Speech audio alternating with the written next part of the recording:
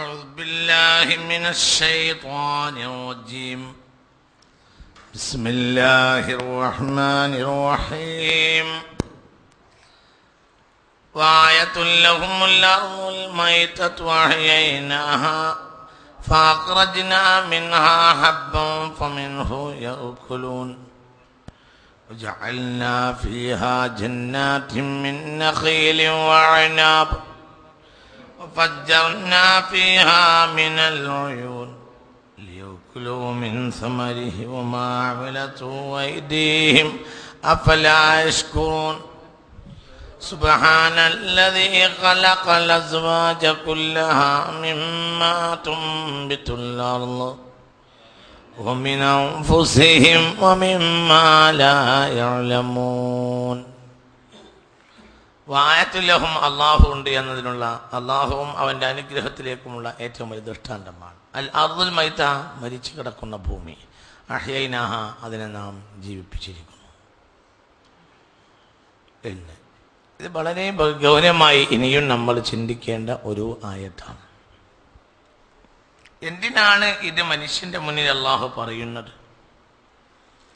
ഏത് കാലത്തും മനുഷ്യന്റെ ഒരു നിഷേധാണ്. എന്ത്? മരിച്ചുപോയ ആളുകളെ ഇനി ജീവിപ്പിക്കാൻ മനുഷ്യന് അള്ളാഹ്ക്ക് കഴിയോ എന്ന്. അള്ളാഹുവിനെ സംബന്ധിച്ചിടത്തോളം അത് രണ്ടാമത്തെ ഒരു സൃഷ്ടിപ്പാണ്. നേരത്തെ അവൻ സൃഷ്ടിച്ചതിനെ ഒരിക്കൽ മടക്കി പടക്കുകയാണ്. അലൈഹി, മടക്കി സൃഷ്ടിക്കുക എന്നത് ഒന്നുകൂടി പ്രയാസരഹിതമാണ്. എന്തുകൊണ്ട്? ഒന്നുമില്ലാത്ത ശൂന്യതയിൽ നിന്ന് നേരത്തെ അതിനെ പടച്ചവനാണ് അള്ളാഹു.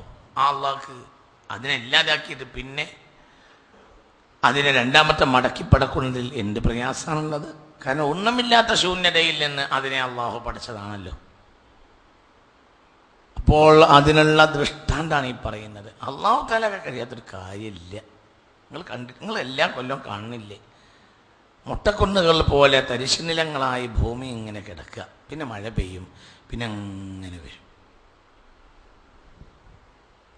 പ്രകൃതിയിലെ മണ്ണ് ഇങ്ങനെ ചെരൽക്കല്ലും മണ്ണും കുന്നുമായിട്ട് ഇങ്ങനെ കിടക്കും. പിന്നെ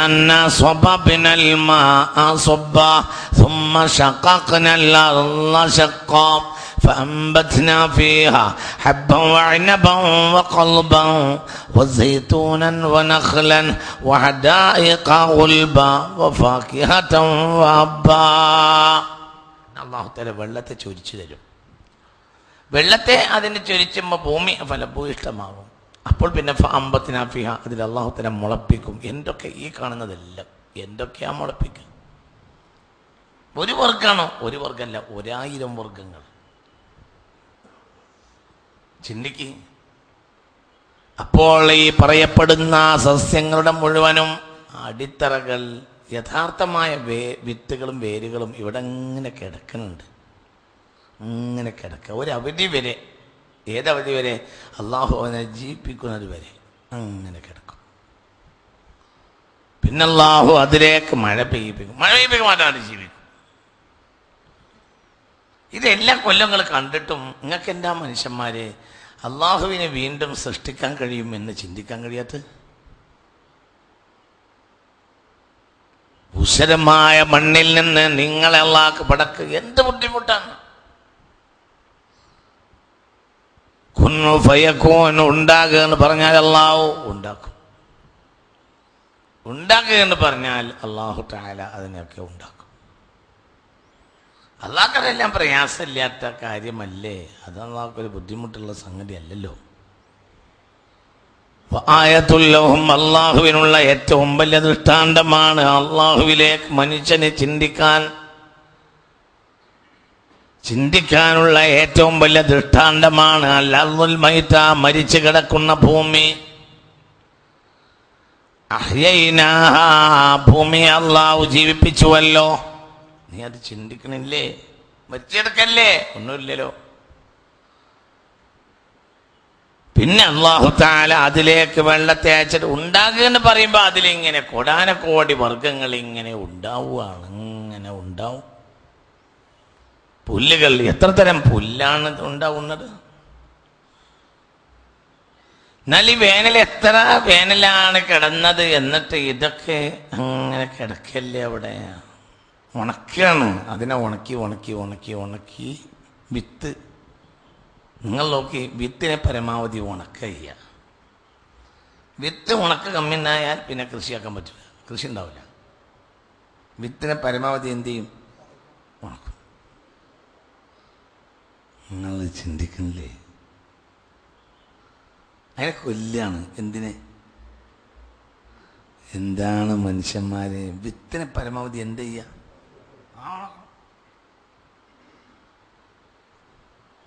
വയലിൽ നിന്ന് കൊണ്ടുവന്ന വിത്ത് അങ്ങനെ തന്നെ മുളക്കൂല, അങ്ങനെ മുളക്കൂല.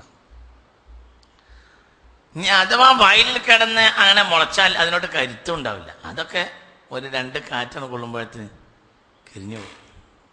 വയലിൽ നിന്ന് ചിലപ്പോൾ കൊയ്യാൻ നേരം വൈകിയാൽ വിത്ത് മുളക്കും, പക്ഷെ അത് 1-2 കാറ്റും തീക്കാറ്റും കൊള്ളുമ്പോഴത്തിന് മരിച്ചു പോകും, അതിന് ജീവൻ ഉണ്ടാവില്ല. നേരെ മറിച്ച് നെല്ലിനെ എന്ത് ചെയ്യും? നെല്ലിനെ കൊണ്ടുവന്നത്, നെല്ലും വിത്തും രണ്ടാണ്. നെല്ലിന് വിത്തും രണ്ടാണ്. നെല്ലൊരു പ്രത്യേക പരുവത്തിലായി കഴിഞ്ഞാൽ അതിനെ നമ്മൾ എന്ത് ചെയ്യും?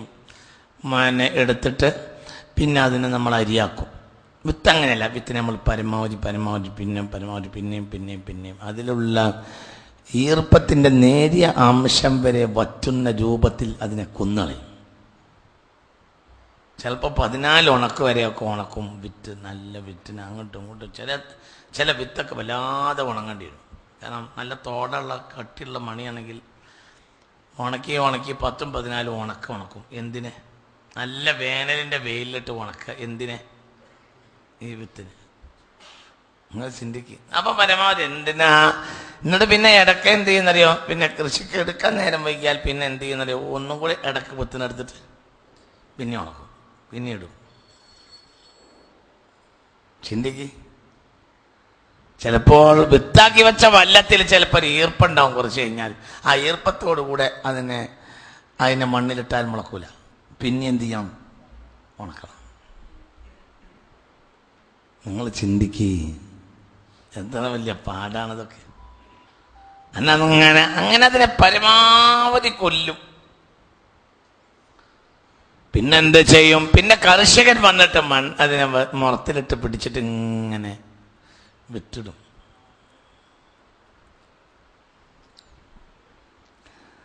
വിത്തിട്ടിട്ട് എന്താ ചെയ്യാ? പിന്നെ മഴ പെയ്യും, ഇങ്ങനെ മുളക്കും മെല്ലെ മെല്ലെ. كزرع أخرج شطأه فأزره فاستغلظ واستوى على سوقه يعجب الزراع ليغيظ بهم الكفار. കർഷകരെ അത്ഭുതപ്പെടുത്തുന്ന വിധത്തിൽ മുള ഇങ്ങനെ പൊട്ടി പൊട്ടി വന്നിട്ട് അത് കരുത്തോടുകൂടെ തണ്ടിൽ എണീറ്റ് നിൽക്കും. എവിടുന്നാണിത്? ഉണങ്ങിയ മണ്ണ്, ഉണങ്ങിയ വിത്ത്. എന്നിട്ട് എന്ത് വന്നു അതിലേക്ക്? എന്ത് വന്ന്? വെള്ളം വന്നപ്പോൾ പിന്നെ ഇന്ന് ജീവൻ ഇങ്ങനെ മുള പൊട്ടി. അള്ളാഹുവിന്റെ പേരാണ് ഫാലിഖുൽ ഹബ്ബി വന്നവാ. ധാന്യത്തെയും കുരുവിനെയും മുള പൊട്ടിക്കുന്നവൻ അള്ളാഹു ആകുന്നു. അവൻ ഫാലിഖുൽ ഹബ്ബാണ്. ധാന്യത്തിന്റെ മുള പൊട്ടിച്ചത് അള്ളാഹു ആണ്. ഫാലിഖുൽ ഹബ്ബാണ്. ഭയങ്കര അള്ളാഹ്ക്ക് ഇഷ്ടമുള്ള പേരാണ് ഫാലിഖുൽ ഹബ്ബ്. അള്ളാഹ് ഭയങ്കര ഇഷ്ടമുള്ള പേരാണത്. ഫാലിഖുൽ ഹബ്ബി വന്നവാ. അങ്ങനെയാണ്. വിത്തിനെയും ധാന്യത്തെയും കുരുവിനെയും മുള പൊട്ടിച്ചവൻ അല്ലാഹു. അതിങ്ങനെ മുള പൊട്ടും. കരുത്തായ സ്ഥലത്ത് മുളയാണ്ട് പൊട്ടിയിട്ട് പിന്നാണ്ട് വളരും. അപ്പൊ നിങ്ങൾ പഠിക്കണില്ലേ മനുഷ്യന്മാരെ? മനുഷ്യൻ നിനക്ക് എന്ത് ചെയ്യാൻ കഴിയും? നിങ്ങൾ അതിന്ന് വരുമ്പോൾ എന്ത് പച്ചപ്പായ കരുത്തോടു കൂടിയാണ് ഇത് ജീവൻ വരുന്നത്. സത്യത്തിൽ മരിച്ചെടുക്കല്ലായിരുന്നു. ഏത് വിത്ത്? ഉണങ്ങിയ മണ്ണ്, ഉണങ്ങിയ വിത്ത്. പിന്നെ ലേശം വെള്ളം വന്നപ്പോൾ എന്തായി? അതെങ്ങനെ വരിക? മരിച്ചല്ലേ അത്? മനസ്സിലായില്ല. ഈർപ്പത്തിന്റെ നേരിയ അംശം പോലും ഈ വിത്തിലുണ്ടാകാൻ പാടില്ല. അതിനെ കൊന്നിട്ടുണ്ട്, പറ്റ ഉണങ്ങിയിട്ടുണ്ട്, ചൂട്ടായി. ഇനി അതിൽ പച്ചപ്പിൻ്റെ അംശമേ ഉണ്ടാവൂല. അതിനാണ് പിന്നെ അള്ളാഹു എന്ത് കൊണ്ടുവന്നത്? പച്ചപ്പിനെ കൊണ്ടുവന്നത്. ചിന്തിക്കുന്നില്ലേ? അതാണ്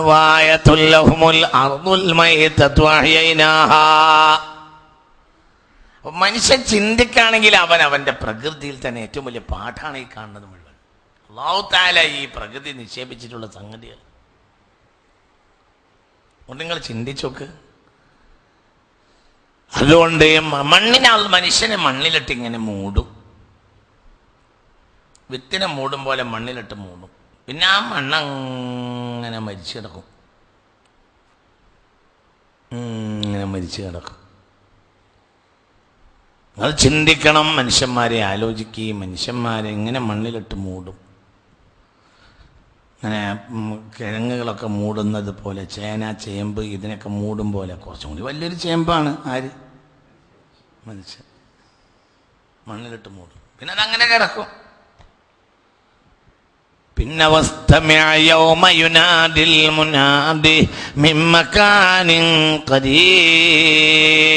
പിന്നെ തൊട്ടടുത്ത നാട്ടിൽ നിന്ന് സയ്യിദ്ന ഇസ്രാഫീൽ കാളത്തിൽ വിട്ടും. പിന്നീട് വിട്ടു.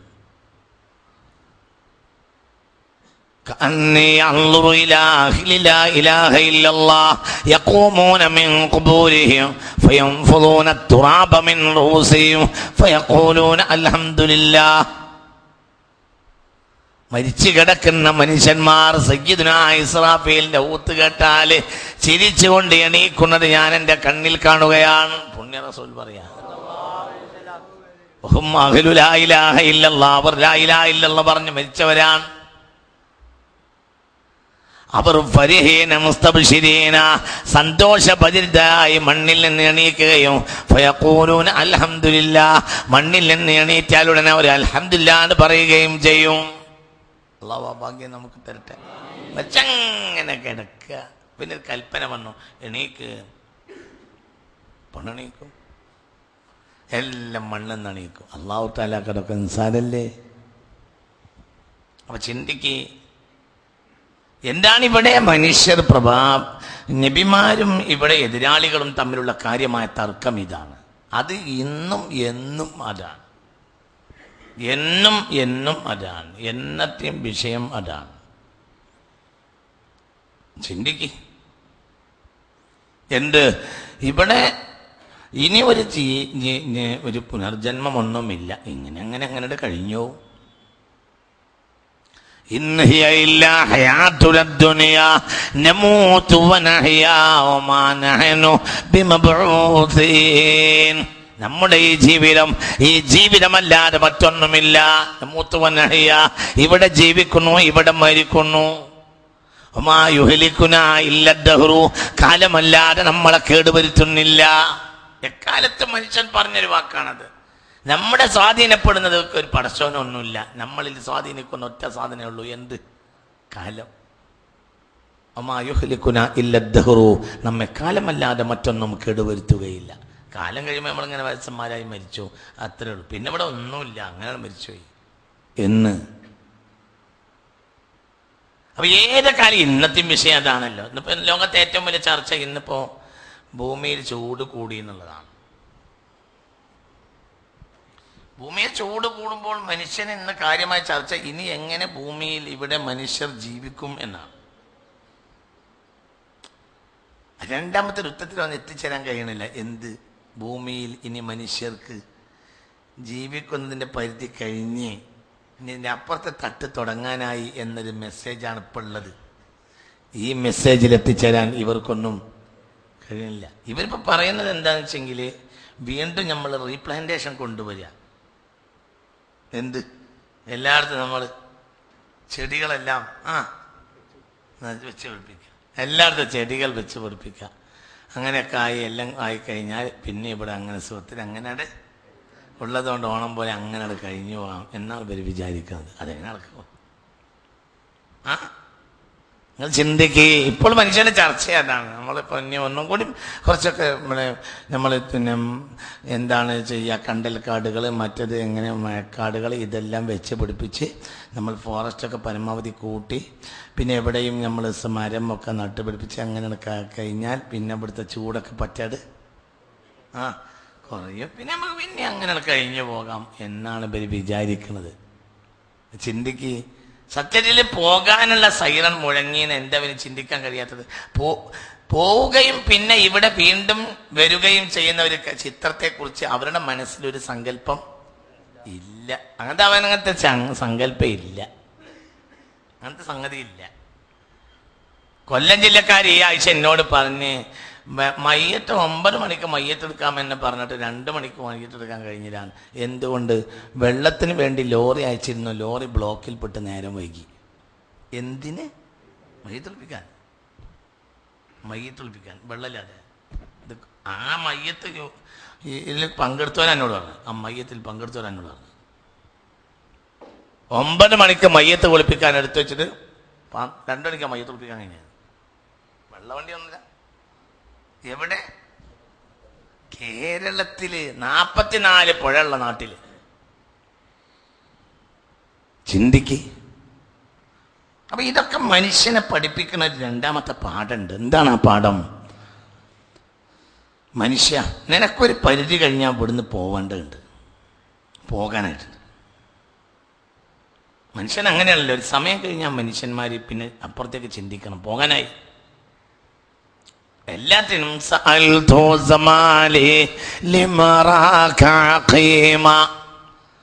وكنت ولودا للرجال قديما فقال لأني قد كبرت وقد دنا رحيل إلى الأخرى وصرت سقيما.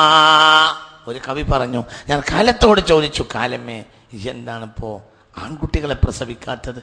ഉമറിനെ പോലെയും ഖാലിദിനെ പോലെയൊക്കെ നല്ല നല്ല ആൺകുട്ടികളെ പ്രസവിച്ചിരുന്ന നീയെ ഇപ്പൊ നാട്ടിലെവിടെയും നല്ല നല്ല ആണുങ്ങളെ കാണാനില്ലല്ലോ.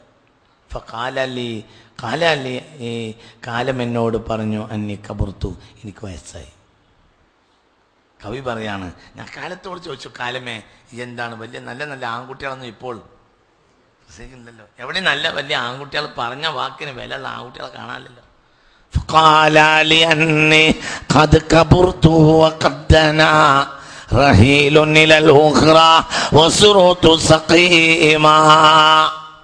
കാലം എന്നോട് പറഞ്ഞു, ഖദ് കബുർത്തു, എനിക്ക് വയസ്സായി.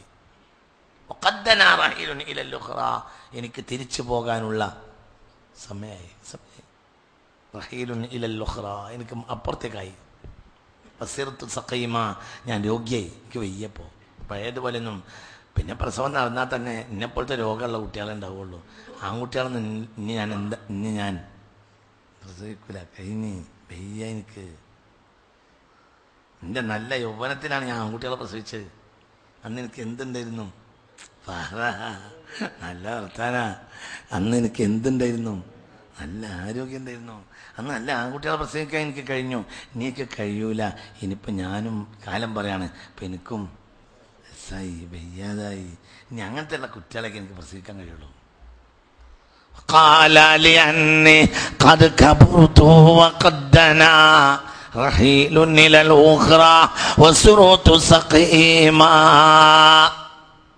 അപ്പോൾ മനുഷ്യനെ ചിന്തിക്കണം. മനുഷ്യനിപ്പോൾ എന്ത് ധൃതിയിലാണ്? മനുഷ്യൻ ഇവിടെ വീണ്ടും റീപ്ലാന്റേഷനുള്ള തിരക്കിലാണ്. എങ്ങനെയെങ്കിലും വീണ്ടും കുറിച്ച് മഴക്കാടുകളൊക്കെ ഉണ്ടാക്കിയിട്ട് പരിസ്ഥിതിയൊക്കെ വീണ്ടും സംരക്ഷിച്ച് നമുക്ക് ഇവിടെ തന്നെ കഴിഞ്ഞോടണം. നടക്കൂല. പരിസ്ഥിതിയൊക്കെ സംരക്ഷിച്ചോളി, അതിലൊന്നും വലിയ കുഴപ്പമില്ല. പക്ഷെ എന്താവൂല? അതിൻ്റെ സമയം കഴിഞ്ഞുപോയി. സമയം കഴിഞ്ഞുപോയി, ഒക്കെ കഴിഞ്ഞ്. അള്ളാഹു വിചാരിച്ചിരുന്നെങ്കിൽ ഈ ചൂടൊന്നും ഇവിടെയോട്ട് 11,113 കൊല്ലത്തിനുള്ളിൽ ഭൂമി കൊണ്ട ഏറ്റവും വലിയ ചൂടാണ് ഈ വർഷം എന്നാണ് പ്രകൃതിശാസ്ത്രത്തിൻ്റെ ഈ കൊല്ലത്തെ കണക്ക്. എന്താ പറഞ്ഞത്? 11,113 കൊല്ലത്തിൻ്റെ ഉള്ളിൽ. അതായത് ആദം നബി അലൈഹി സ്വലാത്തു വസ്സലാം ഭൂമിയിൽ വന്നിട്ട് 10,000-ൽ താഴെ കൊല്ലമായിട്ടുള്ളൂ. സർക്കല്ല. അതിൻ്റെ മുമ്പ് മനുഷ്യക്കോലല്ലേ? മനുഷ്യക്കോലത്തിലുള്ള ജന്തുക്കൾ ഉണ്ടാകാം, ആരില്ല. ബനു ആദം ഇല്ല. ആദം മുതൽ നൂഹ് നബി അലൈഹി സ്വലാത്തു വസ്സലാം വരെ 2000-ൽ താഴെ കൊല്ലാണ്. നൂഹ് മുതൽ ഇബ്രാഹിം വരെ 4000-ൽ താഴെ കൊല്ലമാണ്. നമ്മളും ഇബ്രാഹിമും മുതൽ 4000 കൊല്ലമാണ്. 4000 ഒരു 3000 സിസ്റ്റം, ഒരു 7000 സിസ്റ്റം, ഒരു 2000 കൂട്ടിയാൽ എത്ര? 9,000 താഴെ ആ കൊല്ലേ ആയിട്ടുള്ളൂ. ആര് വന്നിട്ട് ആകെ ഇതിൽ തർക്കമല്ല. ഇതിൽ പണ്ഡിതന്മാർക്ക് ഇസ്ലാമിക ഫിലോസഫിക്ക് തർക്കമില്ല. പിന്നെയും തർക്കമുള്ളത് അത്ര ആയിട്ടില്ല, 7,000 കൊല്ലമായിട്ടുള്ളൂ എന്ന് ചില പണ്ഡിതന്മാർക്ക് പറയുന്നുണ്ട്. കാരണം ആദമും നോഹും തമ്മിൽ 2,000 ആണെങ്കിലും നോഹും ഇബ്രാഹിം തമ്മിൽ 2,000 4,000 ഇല്ല, 2,000 ചില്ലാനം കൊല്ലം മാത്രമേ വ്യത്യാസമുള്ളൂ. അപ്പോൾ അവരുടെ ആ വാദപ്രകാരം ഏകദേശം ഒരു 7,000 സിസ്റ്റം കൊല്ലമേ ആര് വന്നിട്ടായിട്ടുള്ളൂ. പ്രകൃതിശാസ്ത്രത്തിൻ്റെ ഈ കൊല്ലത്തെ കണക്ക് 11,113 കൊല്ലത്തിൻ്റെ ഉള്ളിൽ ഭൂമി കണ്ട ഏറ്റവും വലിയ ചൂട് ഈ കൊല്ലാണ്. എന്താ അങ്ങനെ അതിനാവാനുള്ള കാരണം അള്ളാഹു ഇതൊക്കെ നശിപ്പിക്കാനുള്ള സമയത്തെ അടുപ്പിച്ച്. ഇന്ന യൗമൽ ഫസ്ലി കാന മീഖാതാ, ഇത് പടച്ചപ്പോൾ തന്നെ ഇത് നശിപ്പിച്ച് നിങ്ങളെ എൻ്റെ മുന്നിൽ ഹാജരാക്കാനുള്ള ദിവസം ഞാൻ നിശ്ചയിച്ചിട്ടുണ്ട്. സൂറത്തു അമ്മ. ഇന്ന യൗമൽ ഫസ്ലി കാന മീഖാതാ. അള്ളാഹു ആ ദിവസം നമ്മളെ രക്ഷപ്പെടുത്തട്ടെ. അപ്പോൾ നമ്മളിവിടെ ഇനി കണ്ടൽക്കാട് ഉണ്ടാവണ്ടെന്നല്ല, ഉണ്ടായിക്കോളും, ഒക്കെ ഉണ്ടാക്കാലോ. പക്ഷെ അതിനൊക്കെ എന്തുണ്ട്, നമ്മൾ ഉണ്ടാക്കിയതുകൊണ്ട് ഉണ്ടാവില്ല, അതിനും അതിൻ്റെതായ ഒരു പരിധിയുണ്ട്. പിന്നെ എന്തേലുണ്ടെന്നുണ്ടെങ്കിൽ മനുഷ്യന് സമാധാനിക്കാൻ മനുഷ്യൻ ഇത്തരം ന്യായങ്ങളും കാര്യങ്ങളും ഒക്കെ ചെയ്യും, ഒരു ഫലം ഉണ്ടാവില്ല. പക്ഷെ മനുഷ്യൻ ചെയ്യേണ്ടത് മനുഷ്യൻ ചെയ്യണം. മനുഷ്യൻ ചെയ്യേണ്ടത് എന്താണ്? പരമാവധി കാടും വനമൊക്കെ ഉണ്ടാക്കാൻ നോക്കുക എന്നുള്ളത് ആര് ഉത്തരവാദിത്തമാണ്? മനുഷ്യൻ. പക്ഷെ ഇത് നിലനിൽക്കൂല. ഖിയാമത്ത് നാളാകാനായി, ഖിയാമത്ത് നാൾ തുടങ്ങി. വഫിയദി അഹദിക്കും ഫസീല, അപ്പോഴാണ് ഒടിച്ചു പൊട്ടിയാൽ തളിർക്കുന്ന ഒരു മരക്കൊമ്പ് കിട്ടിയതെങ്കിൽ ഫല്യഖദിസ്സഹ, അത് മനുഷ്യൻ ഒടിച്ചു കുത്തണമെന്ന് പുണ്യ റസൂൽ സ്വല്ലല്ലാഹു അലൈഹി വസല്ലം. ഒരു ഖിയാമത്ത് നാളായിട്ട് പോലും ഒടിച്ചുട്ടാവുന്നൊരു മരക്കൊമ്പ് കിട്ടിയാൽ എന്താവണം? ഒടിച്ചു. അത് നമ്മളെ ബാധ്യതയാണ്. പക്ഷെ അത് ഖിയാമത്ത് നാളില്ലാതെയാവോ? അത് നമ്മളെ ബാധ്യതയാണ്. ചിന്തിക്ക്. അപ്പം ഇവിടെ ഇതിലൊക്കെ നമ്മൾ ചിന്തിക്കണം. ഇതെന്താണ് ഇങ്ങനെ താളം തെറ്റാനുള്ള കാരണം? താളം തെറ്റാനുള്ള കാരണം ഇതിനുള്ള സമയം കഴിഞ്ഞു. ബുദ്ധിയുള്ള മനുഷ്യനെ ഇനി ചിന്തിക്കണം. ഇതെല്ലാം കഴിഞ്ഞു, ഇതെല്ലാം അവസാനിക്കുകയാണ്. ഇതിനൊന്നും ഇനി ഒരിക്കലും മുന്നോട്ട് പോകാൻ കഴിയൂല. കാരണം എന്തുകൊണ്ട്? ഇതിന് ഭൂമിയെ അള്ളാഹു മനുഷ്യനെ കൊണ്ട് നിലനിർത്താൻ ഉദ്ദേശിച്ചിരുന്നുവെങ്കിൽ അള്ളാഹു അതിൻ്റെ സംവിധാനത്തെ ഇപ്പോഴും നേരെയാക്കും. അള്ളാഹ്ക്ക് നേരെയാക്കാൻ കഴിയാത്തൊരു സംഗതിയും ഇല്ല. അതാറുമാറാവ് തന്നെയല്ല, ഒന്നും അങ്ങനെ ആശാവില്ല, ഒന്നുമില്ല. ചിന്തിക്കുക. അപ്പോൾ നമ്മൾ വളരെ ചിന്തിക്കുക. അള്ളാഹു കഴിവുള്ള അവനാണ് കഴിവ്. അവൻ്റെ അധീനതയിലല്ലാത്ത ഒന്നുമില്ല, എല്ലാം അവൻ്റെ അധീനതയിലാണ്. അപ്പൊ ഇതിൽ നിന്ന് നമ്മൾ പഠിക്കേണ്ട പാഠമാണ് ഇവിടെ ഈ പഠിപ്പിക്കും. ആയതുല്ലഹും, മനുഷ്യർക്കുള്ള ദൃഷ്ടാന്തമാണ്. മനുഷ്യൻ ഇതിൽ നിന്ന് ചിന്തിക്കണം. അൽ അർളുൽ മൈത, മരിച്ചു കിടക്കുന്ന ഭൂമി, ഒന്നുമില്ല, മൊട്ടക്കുന്ന്, ഒന്നുമില്ല. അതിനെ നാം ജീവിപ്പിച്ചുവല്ലോ. അത് നിങ്ങൾ കാണുന്നില്ലേ? മൊട്ടക്കുന്ന് അങ്ങനെ ചത്ത് കിടക്കും, ചരൽക്കല്ലാതെ ഒന്നുമില്ല. പിന്നെ അതിന് എന്ത് ചെയ്യും? ഇടവപ്പാതിക്ക് തൊട്ട് മുമ്പ് എന്ത് ചെയ്യും? മഴ പെയ്താൽ കോടാനക്കോടി സസ്യങ്ങളാണ് മുളക്കും. കോടാനക്കോടി സസ്യങ്ങൾ ഒരേ സമയത്ത് മുളക്കും. ആ മുട്ടക്കൊന്ന് വീണ്ടും ജീവിപ്പിച്ചു. പിന്നെ 3-4 മാസം കഴിഞ്ഞപ്പോൾ പിന്നെ അത് അങ്ങനെ തന്നെയായി. പിന്നെ വീണ്ടും ഒരു 4 മാസം അങ്ങനെ കിടക്കും. പിന്നെയും മഴ പെയ്യും, അപ്പോൾ പിന്നെയും ജീവിപ്പിക്കും. നിങ്ങളിത് കാണുന്നില്ലേ? അപ്പോൾ നിങ്ങൾക്ക് എന്ത് ചിന്തിക്കാം? ഏതൊന്നിനെ മരിപ്പിക്കാനും മരിച്ചതിനെ പിന്നെയും ജീവിപ്പിക്കാനും എനിക്ക് കഴിയും. നിങ്ങൾക്ക് ചിന്തിച്ചൂടെ? അപ്പോൾ ഓരോ വേനലും ഓരോ വർഷവും മനുഷ്യനെ സംബന്ധിച്ചിടത്തോളം പാഠാണ്. അല്ലെങ്കിൽ എന്താ മനുഷ്യന്മാരെ, പാഠം തന്നെയല്ലേ? ഒരാൾ മരിച്ചു കിടക്കുന്നതും ഒരാൾ ഉറങ്ങുന്നതും ഒരുപോലെയല്ലേ? ഒറിജിനൽ അങ്ങനെ തന്നെയല്ലേ? ഒരാൾ ഉറങ്ങുന്നത് തന്നെയാണ് എന്തും. എന്ത് വ്യത്യാസം? അടുത്തെന്നാൽ ശ്വാസം പോകുന്നത് കാണാൻ കഴിയും, മറ്റൊരു ശ്വാസം പോണില്ല. അടുത്ത് കൈവച്ച് നോക്കിയാൽ ഈ വ്യത്യാസമല്ലേ ഉള്ളൂ. ഒറ്റ നോട്ടത്തിൽ മരിച്ചവന് ഉറങ്ങണമെന്നോ എന്ത് വ്യത്യാസമുള്ളത്?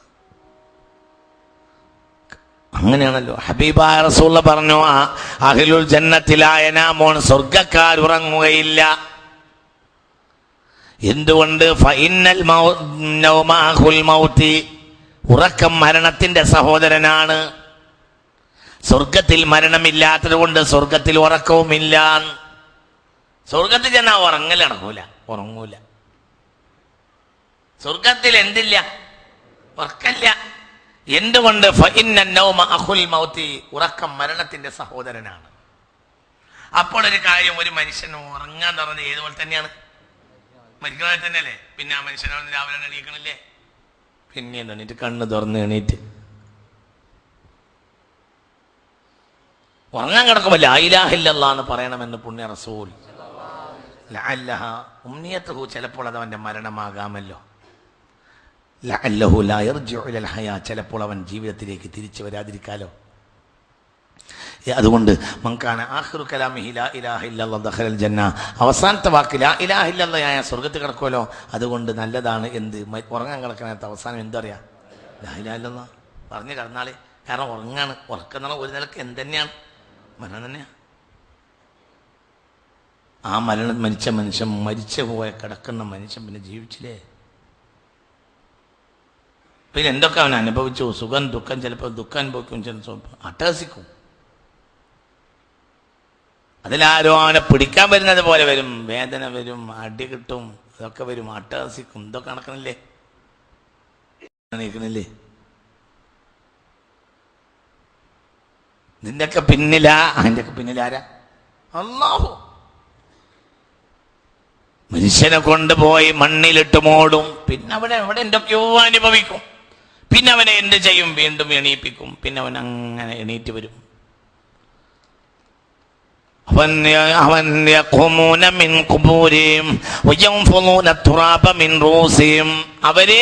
ഖബറിൽ നിന്ന് എണീക്കുകയും മണ്ണിനെ തലയിൽ നിന്ന് കുടഞ്ഞു കളയുകയും ചെയ്യും. ഫയഖൂലൂന അൽഹംദുലില്ലാഹ്, ലാ ഇലാഹ ഇല്ലല്ലാഹ് പറഞ്ഞ മരിച്ചവരാണെങ്കിൽ അൽഹംദുലില്ലാഹ് എന്ന് പറഞ്ഞ് എണീക്കുമെന്ന് പുണ്യ റസൂൽ സ്വല്ലല്ലാഹു അലൈഹി വസല്ലം. ഏതുപോലെ തന്നെ വൈകുന്നേരം കിടന്നിറങ്ങുമ്പോ ലാ ഇലാഹ ഇല്ലല്ലാഹ് എന്ന് പറഞ്ഞ ഉറങ്ങിയ മനുഷ്യന്മാർ രാവിലെ എണീക്കും എന്ന് പറയുന്നുണ്ടല്ലോ, അൽഹംദുലില്ലാഹില്ലദീ അഹ്യാനാ ബഅദമാ അമാതനാ വഇലൈഹിൻ നുശൂർ എന്ന് പറയുന്നില്ലേ? അതുപോലെ അപ്പോൾ നമ്മൾ ചിന്തിക്കണം. ഇതൊക്കെ നമുക്ക് മനുഷ്യനുള്ള ഏറ്റവും വലിയ പാഠങ്ങളാണ്. മനുഷ്യൻ ചിന്തിക്കണം. ഇതൊക്കെ മനുഷ്യൻ കണ്ണിന്റെ മുന്നിൽ ഇതൊക്കെ ദൃഷ്ടാന്തങ്ങളാണ്. ഉറങ്ങിക്കിടക്കുന്ന മനുഷ്യൻ എണീക്കുന്നില്ലേ? അപ്പൊ എല്ലാ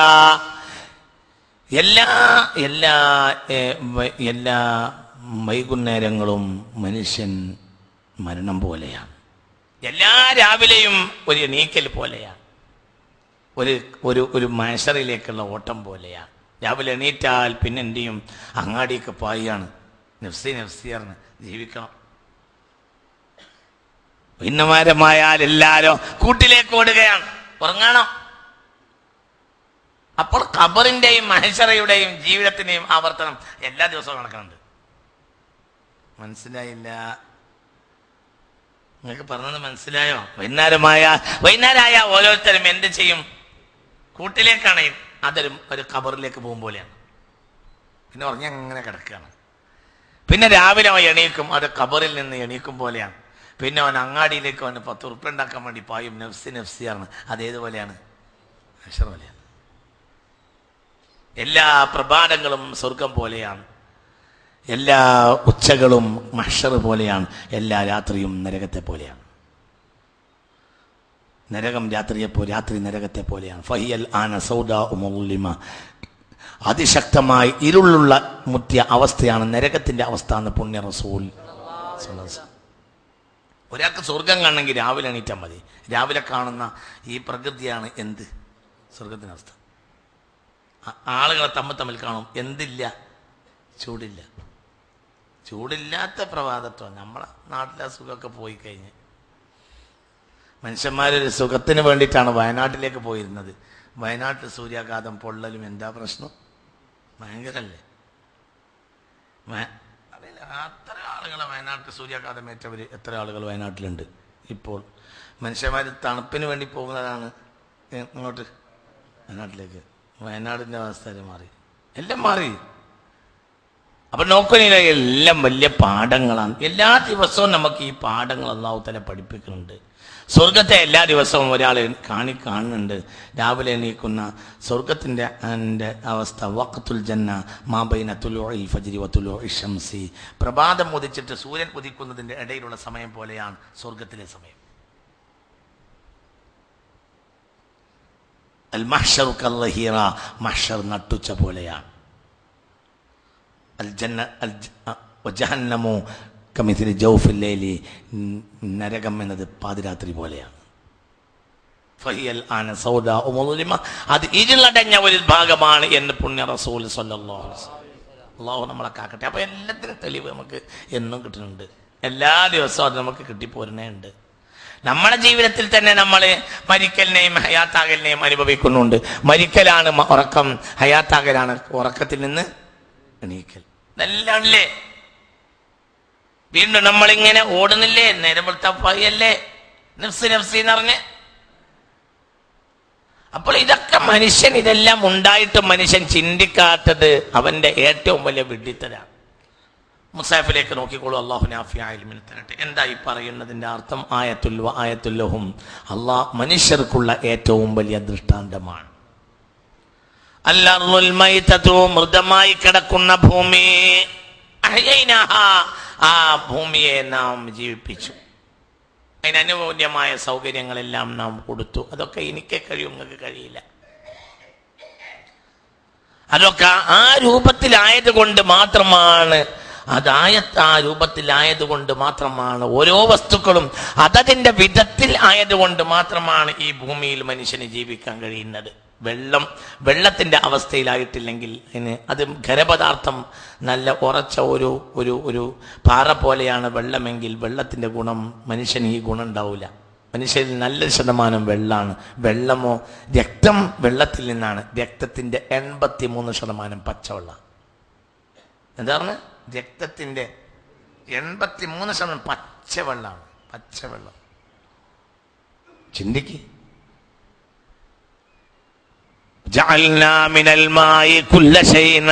ഏതൊരു ജീവനെയും അള്ളാഹു വെള്ളത്തിൽ നിന്ന് ഉണ്ടാക്കിയത്. 83% രക്തത്തിന്റെ അംശവും പച്ചവെള്ളമാണ്. അപ്പൊ ആ രൂപത്തിലാണ് അതിന്റെ സംവിധാനം. അതിങ്ങനെ ഓരോ സ്ഥലത്തേക്ക് ഇങ്ങനെ പോയിക്കൊണ്ടേയിരിക്കും. അങ്ങനെ തന്നെയാണ്. ചിന്തിക്കുക. ഭൂമിയുടെ രക്തമായിട്ടാണ് ഭൂമിയെ വെള്ളത്തിനെ കണക്കാക്കുന്നത്. അത് ഓരോ സ്ഥലത്തും ഇങ്ങനെ എത്തും. നോക്കൂ നിങ്ങൾ, ഓരോന്നിനും അതനുസരിച്ച് അല്ലാഹു സുബ്ഹാനഹു വ തആല സൗകര്യപ്പെടുത്തും. ഓരോന്നിനും ഇര തേടണം. ഇര അല്ലാഹു തആല മണ്ണിൽ വെച്ചിട്ടുണ്ട്. നോക്കൂ, ഒരു മരം, ആ മരത്തിന് വേരുണ്ട്. ആ വേരിന് അല്ലാഹു തആല കൂർപ്പിച്ച് നിർത്തും. ഇതുകൊണ്ട് ആ കൂർപ്പിച്ച വേരിൽ നിന്ന് അതങ്ങനെ പോയിട്ട് എന്ത് അന്വേഷിക്കും? വെള്ളം, അതിനാവശ്യമായ മറ്റ് പോഷകങ്ങളെയും കൂർത്ത് അതിങ്ങനെ പോകും. ഇങ്ങനെ പോകും. കൂർപ്പിട്ട് പോകുന്നത് എന്തിനാ? അങ്ങനെയാണ്. മുന്നോട്ട് പോകണമെങ്കിൽ അങ്ങനെയാണത്. ഒരു വണ്ടിയുടെ ബാക്ക് സൈഡും വണ്ടിയുടെ ഫ്രണ്ടും തമ്മിൽ വ്യത്യാസം ഉണ്ടാവും. വണ്ടിയുടെ ഫ്രണ്ട് കൂർത്ത് നിൽക്കും. ഒരു ഫ്ലൈറ്റിന്റെ മുൻഭാഗം ബാക്ക് ഭാഗം വ്യത്യാസമല്ലേ? ബാക്ക് ഭാഗം നിങ്ങൾക്ക് പറഞ്ഞത് മനസ്സിലായോ? മുന്നിങ്ങനെ കൂർത്ത് നിൽക്കും. എന്തിനാ കൂർത്ത് നിൽക്കണത്? പോക്ക് സുഗമമാകാൻ. അതിനൊക്കെ ആ രൂപത്തിൽ അള്ളാഹു സംവിധാനിച്ചങ്ങൾ ആലോചിച്ചു. എന്നാണ് അതിങ്ങനെ തേടിപ്പോയിട്ട് ഇര തേടുക. ഇര അതിൻ്റെ വെള്ളം, ഒരു പ്രത്യേകമായ പ്രതലത്തിൽ വെള്ളമുണ്ട്. അതിങ്ങനെ അന്വേഷിച്ച് പിടിച്ച് ഇങ്ങനെ കൊണ്ടുവരും. എന്നിട്ട് അതിനെ കൃത്യമായി അതിലേക്ക് ഈ പോഷകങ്ങൾ എത്തിക്കുന്ന കാര്യത്തിൽ എന്ത് ചെയ്യും? ഇലകളുടേതായ ധർമ്മം നിർവഹിക്കും. ഇലയും സൂര്യപ്രകാശവും തമ്മിൽ ബന്ധമുണ്ട്. അങ്ങനെയാ. ശരിക്കല്ല, ഒരു പ്രത്യേകമായ ഒരു ആവാസ വ്യവസ്ഥിതി അല്ലാഹു സുബ്ഹാനഹു വ തആല ഇവിടെ സംവിധാനിച്ചിട്ടുണ്ട്. എല്ലാറ്റിലും ആവാസ വ്യവസ്ഥിതിയുണ്ട്. ആ വ്യവസ്ഥിതിയുടെ രൂപത്തിലാണ് അല്ലാഹു സുബ്ഹാനഹു വ തആല ഇവിടെ എല്ലാം സംവിധാനിച്ചത്. എല്ലാറ്റിനും ഓരോന്നിനും ഒന്നുണ്ടാകും, അപ്പോൾ മറ്റൊന്നില്ലാതാകും. അതിൽ നിന്ന് വേറൊന്നുണ്ടാകും. ഇതൊക്കെ ഒരു പ്രത്യേകമായ സംവിധാനം. അല്ലാഹു അല്ലാത്ത ഒരാൾക്ക് ഇതിനെ നിയന്ത്രിക്കാൻ സാധ്യമല്ല. ഒന്നിനെയും എല്ലാത്തിനെയും അള്ളാഹു ഒരു പ്രത്യേകമായ രൂപത്തിലും അകലത്തിലും ഇങ്ങനെ സംവിധാനിക്കാണ്. ഉദാഹരണം പറയാം, ഞാൻ പറയട്ടെ. മണ്ണിര ഇല്ലാതെയായപ്പോൾ മനുഷ്യൻ അനുഭവിക്കുന്ന പ്രയാസങ്ങൾ എത്രയാണ്? മണ്ണിര ഇന്ന് മനുഷ്യൻ കൃഷി ചെയ്തുണ്ടാക്കുന്നു. എന്തിനെ? മണ്ണിന് വില എത്രയാ? നേരെ മറിച്ചോ എത്ര ഉണ്ടായിരുന്നു അത്? നിങ്ങൾ ആലോചിച്ച് നോക്കി. ഈ ഭൂമിയെ അല്ലാഹു സുബ്ഹാനഹു വ തആല സംവിധാനിച്ച രൂപങ്ങൾ എത്ര വലുതാണ്. വറവിട്ട ചട്ടിയിൽ കിടക്കുന്നത് പോലെ മണ്ണിങ്ങനെ കിടക്കും, പിന്നെ അതിൽ വെള്ളം വരും, പിന്നെ അതിൽ നിന്ന് ഇങ്ങനെ മുള പൊട്ടും. ഓക്കെ, ഇങ്ങനെ മുള പൊട്ടും. അള്ളാഹു നമുക്ക് നാഫിയായ ഇൽമിനെ തരട്ടെ. ഇതിനൊക്കെ മനുഷ്യൻ ചിന്തിക്കണം.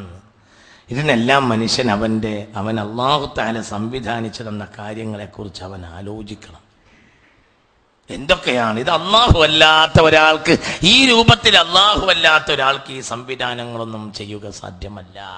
കാറ്റ് കീഴെയും മേലെയും വരും. കാറ്റ് വെള്ളം തമ്മിൽ വ്യത്യാസമുണ്ട്. കാറ്റ് എപ്പോഴും മേലേക്കും താഴേക്കും പോയിക്കൊണ്ടേയിരിക്കണം. അതുകൊണ്ടാണ് മനുഷ്യന് ശുദ്ധമായി സ്വീകരിക്കുക എന്നത് എളുപ്പമായിട്ടുള്ളത്. ഒന്ന്. രണ്ടാമത്തത്, മനുഷ്യന് പ്രധാനം ഒരു ശ്വസിക്കുന്ന സമയത്ത് രണ്ട് കാര്യം ലഭിക്കും. ഒന്ന്, മനുഷ്യൻ ഓക്സിജനെ സ്വീകരിച്ചിട്ട് കാർബൺ ഡൈ ഓക്സൈഡ് പുറത്തേക്ക് വിടും. അതേ സമയത്ത് ഈ എയർ ടൈറ്റ് സംഭവിക്കുകയാണ് എങ്കിൽ പിന്നെ മനുഷ്യൻ തിരിച്ചതന്നെ ശ്വസിക്കേണ്ടി വരും. നേരെ മറിച്ച് എയർ ടൈറ്റ് ഉണ്ടാവുന്നില്ല. എയർ എപ്പോഴും ഇങ്ങനെ അതിൻ്റെ സർക്കുലേഷൻ നടന്നുകൊണ്ടേയിരിക്കും. അതുകൊണ്ടാണ് കാറ്റിന് രീഹ് എന്ന് പേര് കൊടുത്ത് തന്നെ. ഞാൻ കഴിഞ്ഞ ആഴ്ച പറഞ്ഞല്ലോ, റാഹ എന്ന വാക്കിൽ നിന്നാണ് രീഹ് ഉണ്ടായത്. റാഹ പോയി, രീഹ് എപ്പോഴും പോയിക്കൊണ്ടേയിരിക്കുന്നത്. റൂഹ് എപ്പോഴും പോകാനുള്ള പാകത്തിൽ നിൽക്കുന്നത്. മനസ്സിലായില്ല? റാഹ, രീഹ്, റൂഹ്. റാഹ പോയി, രീഹ് പോകുന്നത്, കാറ്റ്. റൂഹ് ആത്മാവ് എപ്പോഴും പോകാവുന്ന പരുവത്തിലാണ് ആര്? റൂഹ്. അതുകൊണ്ട് റൂഹായി. റാഹ, രീഹ്, റൂഹ്. അങ്ങനെയാണ്. രീഹിനെ കാണൂല, റൂഹിനെയും കാണൂല. എന്നാൽ രീഹിനെ അനുഭവിക്കും, റൂഹിനെയും അനുഭവിക്കും. രീഹ് എപ്പോഴും പോവും, റൂഹ് എപ്പോഴും പോവും. ഇതൊക്കെ ഒരു പ്രത്യേകമായ സംവിധാനം. അതിങ്ങനെ അല്ലാഹു സുബ്ഹാനഹു വ തആല അങ്ങനെ മാറ്റിക്കൊണ്ടേയിരിക്കും.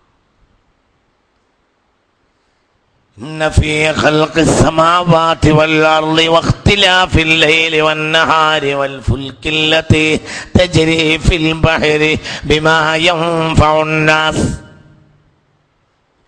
വമാ അൻസലല്ലാഹു മിനസ് സമാഇ മിൻ മാഇൻ ഫഅഹ്യാ ബിഹിൽ അർള ബഅദ മൗതിഹാ وبث فيها من كل دابة وتصريف الرياح والسحاب المسخر بين السماء والأرض لآيات لقوم يعقلون. البقرة 164 ആയത്ത്. ഇന്ന ഫീ ഖൽഖിസ് സമാവാതി വൽ അർദി, ആകാശഭൂമിയെ അല്ലാഹു തആല സംവിധാനിച്ചിട്ടുണ്ട്. വഖ്തിലാഫിൽ ലൈലി വൻ നഹാരി, രാവിനെയും പകലിനെയും അല്ലാഹു തആല വ്യത്യാസപ്പെടുത്തി തന്നതിലുമുണ്ട്. വൽ ഫുൽകിൽ ലതീ തജ്രി ഫിൽ ബഹരി, സമുദ്രത്തിൽ സഞ്ചരിച്ചു കൊണ്ടിരിക്കുന്ന കപ്പലുകളിലുമുണ്ട്. വലിയ വലിയ ടണ്ണാണ് കപ്പലുകൾ. ഒരു ഇരുമ്പിന്റെ കഷ്ണം ഇങ്ങനെ വെള്ളത്തിലേക്ക് ഇട്ടാൽ അത് പോകും. എന്നാൽ ഒരു കപ്പൽ എത്ര ടണ്ണ? അങ്ങനെ പോകും. ആ രൂപത്തിൽ അല്ലാഹു എന്തിനെ സംവിധാനിച്ചു? വെള്ളത്തിന്. ഭയങ്കരല്ലേ?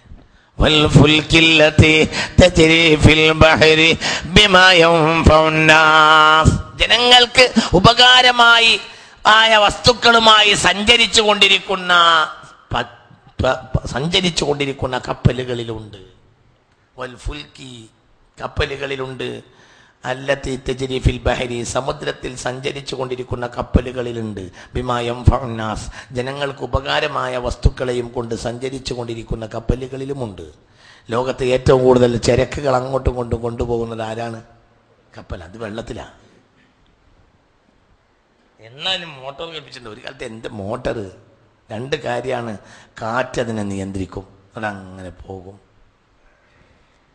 والفلك التي تجري في البحر بما ينفع الناس وما أنزل الله من السماء من ماء فأحيا به الأرض بعد موتها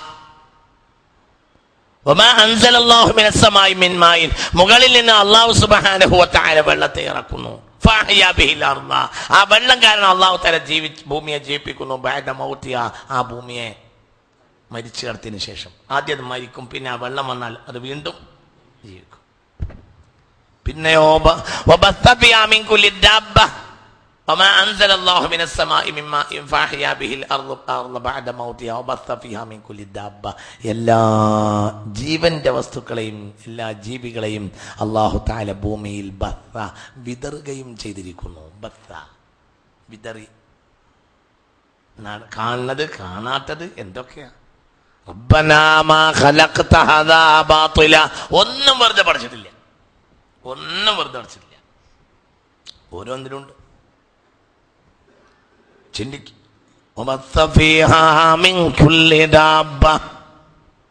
ഞാൻ അടുത്ത ദിവസം ഒരു കാർഷിക പരിസ്ഥിതി സെമിനാറിൽ പങ്കെടുത്തപ്പോൾ ഒരാൾ പറഞ്ഞ് പിന്നെ അയാൾ പറയാണ്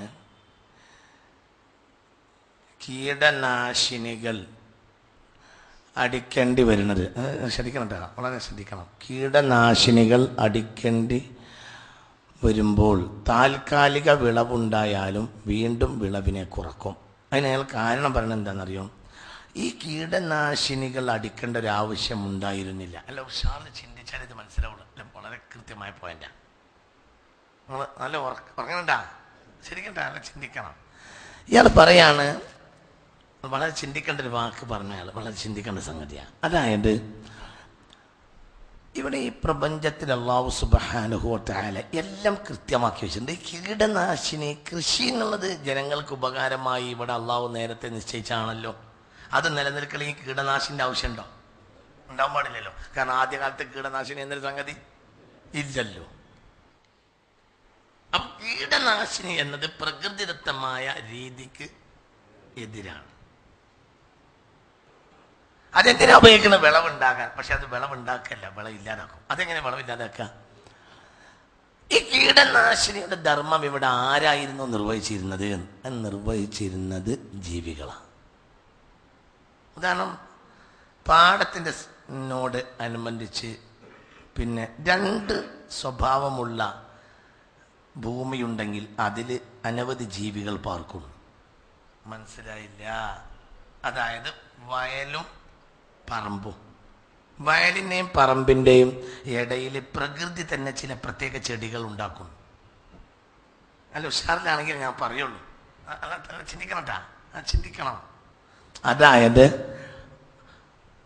പറമ്പ് തീരുന്നു പാടം തുടങ്ങുന്നു അതിൻ്റെ ഇടയിൽ ചില പ്രകൃതി തന്നെ അല്ലാഹു പ്രകൃതിയിൽ ചില പ്രത്യേകതരം ചെടികളെ ഉണ്ടാക്കും ഈ ചെടികൾ ഒന്ന് അതൊരു തണുപ്പായിരിക്കും ഒന്നൊരു ഒളിവായിരിക്കും ഒന്നൊരു മറയായിരിക്കും ഇതിൽ ഒരുപാട് ജീവികൾ പാർക്കും ഉദാഹരണം പറയാം കൈതകൾ കൈത കൈത കൈത ആ പായ ഉണ്ടാക്കണ കൈത എന്ത് കൈത എന്ന് പറയാം പല മുണ്ടക്കൈത എന്ന് പറയും ഞങ്ങളെ മലപ്പുറം ജില്ലയിൽ മുണ്ടക്കൈത എന്ന് പറയല്ലേ ആ അതെ പൂണ്ടോ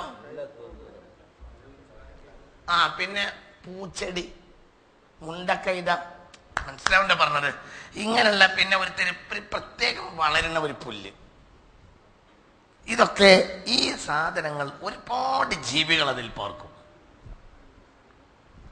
അതിൽ പാർക്കുന്ന സാധനങ്ങൾ നീർക്കോലി ചേര അടക്കമുള്ള ഒരുപാട് ഇഴജന്തുക്കൾ പാർക്കും കൊക്ക് കൊളക്കോഴി ഇതൊക്കെ എന്തിനായിരുന്നു വെച്ചാൽ ഇത് കീടനാശിനിയാണ് അതായത് ഭൂമി ഉഴുത് മറിക്കുന്നതോടുകൂടെ എന്ത് ചെയ്യും ഈ ഉഴുത് മറിക്കുന്ന ഭൂമിയിലേക്ക് ഇവ ഇറങ്ങിയിട്ട് നമ്മൾ കണ്ടാലും കണ്ടിട്ടില്ലെങ്കിലും ഇതകത്താക്കും രണ്ട് തരം സാധനം ഉണ്ടാവും ഭൂമിക്ക് ഗുണകരമായ വസ്തുക്കളും കൃഷിക്ക് ഗുണപരമായ വസ്തുവും ഉഴുത് മറിക്കുമ്പോൾ പുറത്ത് വരും കൃഷിക്ക് ഹാനികരമായതും വരും ഈ ഹാനികരമായത് ഈ ജീവിക്ക് ഭക്ഷണമാണ് അത് കൃത്യമായ ഭക്ഷണം ചില പ്രത്യേകതരം പുഴുക്കൾ കീടങ്ങൾ ഇതിനൊക്കെ കൊത്തി കൊത്തി പെറുക്കിയിട്ട് അവരവരുടെ തോതനുസരിച്ച് ഈ ജീവികളൊക്കെ എടുത്തുന്നു അപ്പോൾ ഇവിടെ കീടനാശിനി പ്രവർത്തനം നേരത്തെ തന്നെ പ്രകൃതി ഭംഗിയായിട്ട് നടത്തിക്കൊണ്ടു പോകുന്നേ ഉണ്ട്. എന്നാ ഭൂമിക്ക് കേടോട്ട് ഇല്ല. മനുഷ്യൻ ഈ കീടനാശിനി ഉപയോഗിച്ചപ്പോൾ 2 ദോഷം ഉണ്ടായി. എന്താ ദോഷം ഉണ്ടായത്? ഒന്ന്, അന്തരീക്ഷത്തിലെ ഊഷ്മാവ് വ്യത്യാസപ്പെട്ടു, മണ്ണിന്റെ ഗുണവും വ്യത്യാസപ്പെട്ടപ്പോൾ ഒന്ന് ഈ ജീവികൾക്ക് വലിയ കാലഹരണം സംഭവിച്ചു. പാടത്ത് കൃത്യമായി ഇപ്പൊ ആരെ കാണില്ല? കൊക്കനെ കാണില്ല, ആ സാധനത്തെ കാണില്ല. കൊക്കനെ മൈനൊക്കെ മനുഷ്യൻ തിന്നാണ്, കിട്ടുന്നവർക്ക് തിന്നാ. അല്ലാതെ നിങ്ങളെ പോലത്തെ അന്തല്ല, നിങ്ങളെ പോലത്തെ നിങ്ങൾക്ക് ഈ ഇതല്ല, ഈ ആണ്ടിപ്പട്ടിന്ന് ഉടനെ ഇറച്ചിക്കോഴി അല്ലാതെ തിന്നാനുള്ള വിധി നിങ്ങൾക്കൊന്നുമില്ല. അത് പാടത്തിറങ്ങി പഴകണ്ടേ, അപ്പോഴല്ലേ ഇതൊക്കെ ഉണ്ടാവുള്ളൂ. നിങ്ങൾക്ക് പറഞ്ഞത് മനസ്സിലായോ? ഈ മൈന, ഈ കൊക്ക്, കൊളക്കോഴി, അനവധി കൃഷിക്ക് വിരുദ്ധമായ അനവധി വസ്തുക്കൾ ഇതിലുണ്ടാവും. അതിനെ ആര് തിന്നും? എന്നാൽ ഒരു പരുവത്തിൽ ഈ വസ്തുക്കൾ മണ്ണിൽ കിടക്കൽ അനിവാര്യവുമാണ്. അതുകൊണ്ട് ഈ വസ്തുക്കളെല്ലാം ഭൂമിയെ ഈയുടെ പരസ്പരമുള്ള ബന്ധം നിലനിർത്തിക്കൊണ്ട് മണ്ണിൽ കുറെ കാലം അങ്ങനെ കിടക്കും. എന്നിട്ടാണ് കർഷകൻ വന്നിട്ട് എന്ത് ചെയ്യുക? ഉഴുതുക. അപ്പോൾ പുറത്തു വരും. പിന്നെ അത് ഭൂമിയിൽ ആവശ്യമില്ല തൽക്കാലം. അപ്പോൾ ആര് വരും? ഈ ജീവികളെല്ലാം വരും, എന്നിട്ട് അതിനോട് തിന്നും. ഇന്ന് 2 നാശങ്ങൾ സംഭവിച്ചു. ഒന്ന്, ഇത്തരം പൊന്തക്കാടുകൾ ഭൂമിയിൽ ഇല്ല. നമ്മളെല്ലാരും ചെയ്യുന്നത് പൊന്തക്കാടുകളൊക്കെ എല്ലാവരും, ഒരു കുളം എന്ന് പറഞ്ഞാൽ ആ കുളത്തിലെ വെള്ളത്തെ ശുദ്ധമായി നിലനിർത്തുന്ന വലിയൊരു പ്രധാനപ്പെട്ട ഘടകം ആ കുളം അവസാനിക്കുന്നിടത്ത് കാണുന്ന ഇത്തരം ചെടികളും അതിൽ ഒരുപാട് ജീവികളുണ്ട്. ഈ ജീവികൾക്ക് പകരം അവിടെ നമ്മൾ എന്ത് ചെയ്ത്? കല്ലട് കെട്ടി. അപ്പോൾ സ്വാഭാവികമായും ഇവർക്ക് വസിക്കാനുള്ള സാഹചര്യം അവിടെ ഇല്ല. പിന്നെ മണ്ണിനെ മനുഷ്യൻ ആധുനിക വിഷം ഉപയോഗിച്ചത് കൊണ്ട് ഒന്ന്, അവർക്ക് ഇതിനേക്കാൾ മണ്ണിൽ കൂടുതൽ ടെമ്പറേച്ചർ അനുഭവപ്പെടുന്നു. അതുകൊണ്ട് ഇന്ന് അത്തരം സ്ഥലങ്ങളിൽ അവർക്ക് ജീവിക്കാൻ കഴിയില്ല. 2, അതിന്ന് ഇടകെടാൻ കഴിയില്ല. ഇതിൽ നിന്ന് കഴിക്കുന്ന ഇരകൾ തന്നെ അതിനെ ജീവനാശപ്പെടുത്തി. മനസ്സിലാവേണ്ട പറഞ്ഞത് ഇങ്ങനെ. അപ്പൊ ഇവിടെ ഒരു കാര്യം മനസ്സിലാവുന്നുണ്ട്. ഇതാരാ? ലാഭക്കൊതിനായ മനുഷ്യൻ കൂടുതൽ വിളവുണ്ടാക്കാൻ വേണ്ടി ഉപയോഗിച്ചത് കൊണ്ടാണ് ഈ സംഗതി സംഭവിച്ചത്. സത്യത്തില് ഒരു 10 കൊല്ലത്തിനിപ്പുറമല്ലാതെ കീടനാശിനി ഉപയോഗിക്കുന്ന പരിപാടി ഭൂമിയിൽ ഇല്ലല്ലോ. കൃഷിക്ക് ആയിരക്കണക്കായ 10,000-കണക്കായ കൊല്ലങ്ങളുടെ ചരിത്രമുണ്ട്. എന്തിനില്ല? എന്തിനില്ല? കീടനാശിനിക്കില്ല. കീടനാശിനി ലാഭേച്ഛമായ മനുഷ്യന്റെ കണ്ടെത്തലാണ്. അതുകൊണ്ട് എന്തുണ്ടായി? കരയിലും കടയിലും നാശം സംജാതമായത് ബിമാ കസബത്ത് ഐദിന്നാസ്, മനുഷ്യന്റെ കരങ്ങൾ ഇടപെട്ടത് കൊണ്ടാണ്. തിരിഞ്ഞില്ല. ഈ ഒരൊറ്റായത്ത് ഇതിലേക്ക് കൂട്ടി ചോക്കി. ഏതായത്ത്? എന്ന ആയത്ത്. ഈ പാടത്തുള്ള ഈ കൊക്കും അടക്കമുള്ളത് ഇല്ലാതെ ആവുന്ന ഇന്നത്തെ അവസ്ഥയിലേക്ക് കൂട്ടി ചോക്കും. അതായത് മനുഷ്യന്റെ കൈകൾ ഇടപെട്ടത് കൊണ്ടാണ് കരയിലും കടലിലും നാശം സംജാതായത്. മനുഷ്യന്റെ കരങ്ങൾ ഇടപെട്ടിട്ടില്ലായിരുന്നെങ്കിലോ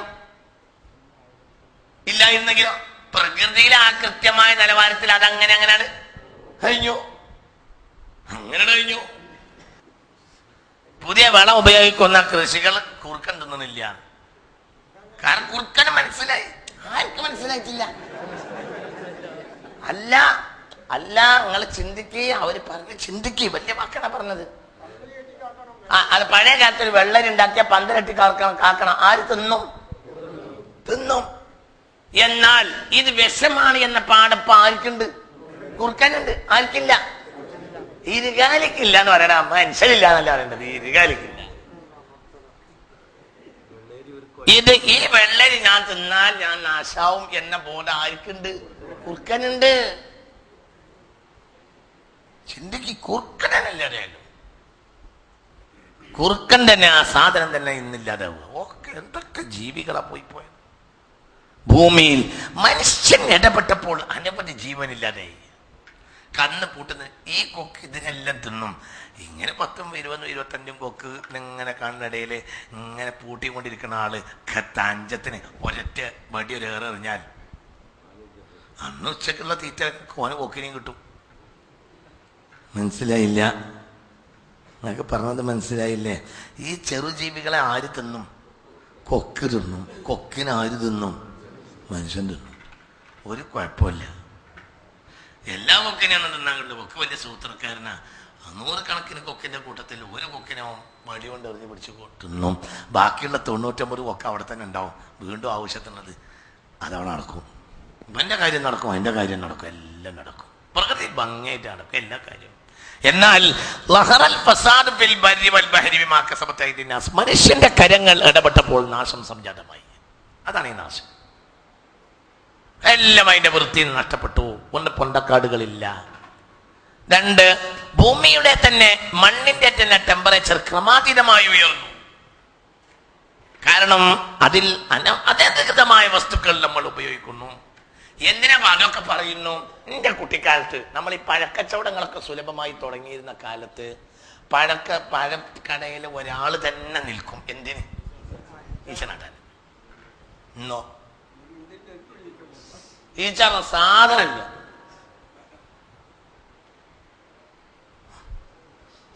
ചിന്തിക്ക്. ഇന്ന് എന്താണ് ഈച്ച തിന്നണെന്ന് പോലും അറിയില്ല. എനിക്ക് തോന്നുന്ന ഈച്ച ഈ പഴങ്ങൾ തിന്നൂല എന്ന് മാത്രമല്ല, ഈ പഴം തിന്ന് കാഷ്ടിച്ച മനുഷ്യന്റെ കാഷ്ടം പോലും ഈച്ച തിന്നാൻ സാധ്യതയില്ല. കാരണം ഈച്ചക്കൊരു ബോധമുണ്ട്. എന്ത്? ഇതൊക്കെ വിഷമാണ്. എന്നോടൊരു ഡോക്ടർ പറഞ്ഞ്, ഒരു 25 കൊല്ലം മുമ്പ് മരിച്ചു പോയ ഒരാളെ, ഈസാ നബിനെ പോലത്തെ ഒരാളെ കിട്ടിയാൽ ഹയാത്താക്കുക. മരിച്ചവരെ ജീവിപ്പിച്ചിരുന്നല്ലോ ആര്? ഈസാ നബി അലൈഹി സ്വലാത്തു വസ്സലാം എന്നെ പോലത്തെ ഒരാളെ കിട്ടിയാൽ, ഒരു മരിച്ച ആളെ ഹയാത്താക്കുക. ഒരു പള്ളിപ്പറമ്പ് പോയിട്ട് 25 കൊല്ലം മുമ്പ് മരിച്ചൊരു കബറ് കിടക്കുന്ന ആളെ ഹയാത്താക്കുക. ഹയാത്തായി അയാൾ പറഞ്ഞ ഉടനെ ഇന്ന് നമ്മൾ തിന്നണ ചോറും കറി അയാൾക്കോട് വെച്ചു കൊടുത്താൽ പിന്നെയും മരിച്ചു.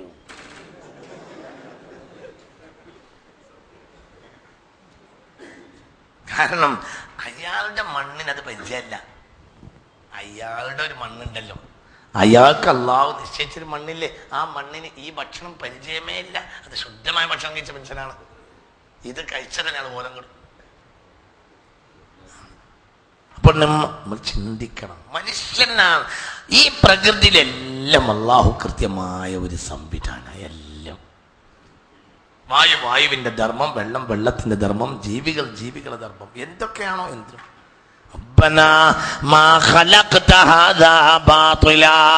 ഒന്നും അള്ളാഹു തആല വെറുതെ പഠിച്ചിട്ടില്ല. ഒന്നുമില്ല. എല്ലാത്തിനും അതിൻ്റെതായ ധർമ്മങ്ങളുണ്ട്. എല്ലാം ആ ധർമ്മങ്ങൾ നിർവഹിച്ചു കൊണ്ടേയിരിക്കുന്നുണ്ട്. എന്തൊക്കെ പുഴയിലൊക്കെ എന്തൊക്കെ ജീവികൾ ഉണ്ടായിരുന്നു. നിരപ്പ് കുറഞ്ഞു, താഴ്ന്നു. അപ്പോൾ വ്യത്യാസങ്ങൾ വന്നു. ഇഷ്ടം പോലെ മീൻ കിട്ടിയിരുന്നു. മീനിന് ഇപ്പോൾ മര്യാദയ്ക്ക് പുഴയിൽ കിടക്കാൻ കഴിയില്ല. ഒരു മീനുണ്ടായിരുന്നു, സാധു പൂസാൻ നായനെ പറ്റി പറയാം. പൂസാൻ അറിയില്ലേ? പാവാണ് മീന്. എന്തിനെ കിട്ടിയില്ലെങ്കിലും ആരെ പിടിക്കാം. നമ്മൾ മീൻ പിടിക്കാൻ രാത്രി പോയിട്ട് മീൻ കിട്ടിയിട്ടില്ലെങ്കിലും ഉമ്മാക്ക് ചാറ്റിനുള്ള മീന് ആര് തരും? പാവം പാവം എന്ന് പറഞ്ഞാൽ പച്ചപ്പാവമായൊരു മീനാണത്. ആ സാധനത്തിനൊന്നും കാണല്ല. ആരല്ലേ പാവം പൂസാനൊക്കെ മരിച്ചുപോയത് എന്തൊരു വലിയ അല്ല. അങ്ങനെ ചിന്തിക്കുക. ആ സാധനമൊന്നും കാണാനല്ല. എങ്ങനെ അങ്ങനെ എളുപ്പത്തിൽ പിടിക്കുക. പാവാണ്. പാവം എന്ന് പറഞ്ഞാൽ അതൊന്നും ഇവിടുന്ന് അനങ്ങിയിട്ട് അപ്പുറത്തെ നടക്കും. ഈ ആക്രമ്യമായ മനുഷ്യനെ പറ്റി അതിന് അത്ര വലിയ ബോധമൊന്നുമില്ല. അതായത് അവിടെ നിന്ന് ഇളകും, എന്നിട്ട് അതിന് അപ്പുറത്തെ മണലിലൊന്നും ഇങ്ങനെ തലപൂട്ടി കിടക്കും. 1-2 സ്ഥലത്ത് നിന്ന് ഇങ്ങനെ ആകുമ്പോഴത്തേന് ഈ 2 വായത്തട ഇങ്ങനെ കൂട്ടിച്ചാൽ അത് പിടിക്കാം. ആർക്കും പിടിക്കാം. പാവം ജീവി. അതൊന്നും ഇല്ല. ആര് കൊണ്ടുപോയി? ക്രമാതീതമായി നമ്മൾ മണലൂറ്റി. എവിടുന്ന്? പുഴയെന്ന്. അതൊന്നുമില്ല. ഭൂമിയിൽ അതൊന്നുമില്ല, മണ്ണിൽ അതൊന്നുമില്ല. എന്തൊക്കെ പോയി?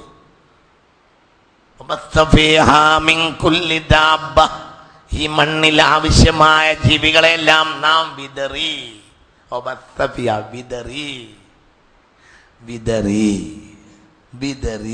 പലതും പലയിടത്തും വിതറി. ഇന്ന ഫീ ഖൽഖി സമാവാതി വൽ അർളി വഖ്തിലാഫിൽ ലൈലി വൻ നഹാരി വൽ ഫുൽകി അല്ലതി തജ്രി ഫിൽ ബഹരി ബിമാ യൻഫഉ الناس വമാ അൻസലല്ലാഹു മിനസ് സമാഇ മിൻ മാഇൻ ഫഅഹ്യാ ബിഹിൽ അർള ബഅദ മൗതിഹാ വബസ്സ ഫീഹാ മിൻ കുല്ലി ദാബ. ഈ വിദറി എന്തൊക്കെ ഈ ഭൂമിയിൽ എന്തൊക്കെ ജീവികൾ, ഓരോ സൈസ് ഓരോ ജീവിക്കും ഓരോന്നിനും ധർമ്മം നമുക്കതിനെ പറ്റി അറിയില്ല. ചില ജീവികൾ മുകളിൽ തൊട്ടാല് എണ്ണമയം, അങ്ങനെയുള്ള ജീവികളൊക്കെ ഉണ്ടായിരുന്നു. എത്രയോ ജീവികളുണ്ടായിരുന്നു നമ്മളെ കുട്ടിക്കാലത്ത്. ആ ജീവികളെന്നും ഇന്ന് നിങ്ങൾക്ക് ഓർമ്മ ചെറിയ ചില ഒരു മണ്ണിലൊക്കെ ഉണ്ടായിരുന്ന സുലഭമായി ഉണ്ടായിരുന്നു ഒരു തരം ചുവപ്പുള്ള ജീവികൾ. വാൽമ കടിച്ച് പോകും, ചെറുതിങ്ങനെ. ഓർമ്മ ഉണ്ടെങ്കിൽക്കത് അങ്ങനെ ഒരു ജീവി ഉണ്ടായിരുന്നു. വേറൊരു ജീവി ഉണ്ടായിരുന്നു, ഒരു തരം ജീവി ഉണ്ടായിരുന്നു. അതിന്റെ മുറത്ത് തൊട്ട ഒരു എണ്ണമയം ഉണ്ടാവും. ഒതിർജിയിൽ പോവുക ചെയ്യുക. വല്യമ്മ പറയും അത് മക്കത്തേക്ക് എണ്ണ കൊണ്ടുപോവുക. സൂപ്പർ ഫാസ്റ്റ് പോകുമ്പോൾ പോകും. അങ്ങനത്തെ ജീവിനെ കണ്ടിട്ടുണ്ടാ? അതൊന്നും ഭൂമി കാണാനില്ല, ഭൂമിയിലേ കാണാനില്ല. ആ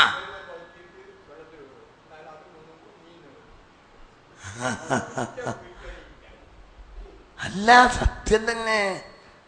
നോക്കൂ നിങ്ങൾ, എന്തൊക്കെ ഉണ്ടായിരുന്നു, ഇഷ്ടം പോലെ. കൊളക്കോയില്ല, കൊക്കില്ല, പലരും തവള തന്നെ പച്ചത്തവള, പല സൈസ് തവള. തവളന് എത്ര സൈസാ? മരത്തവള അങ്ങനെ മരത്തുമല്ല നിൽക്കും വേനൽക്കാലത്ത്, അറിയൂലേ? മനസ്സിലാവണില്ലേ? എത്രയൊക്കെ ജീവികൾ.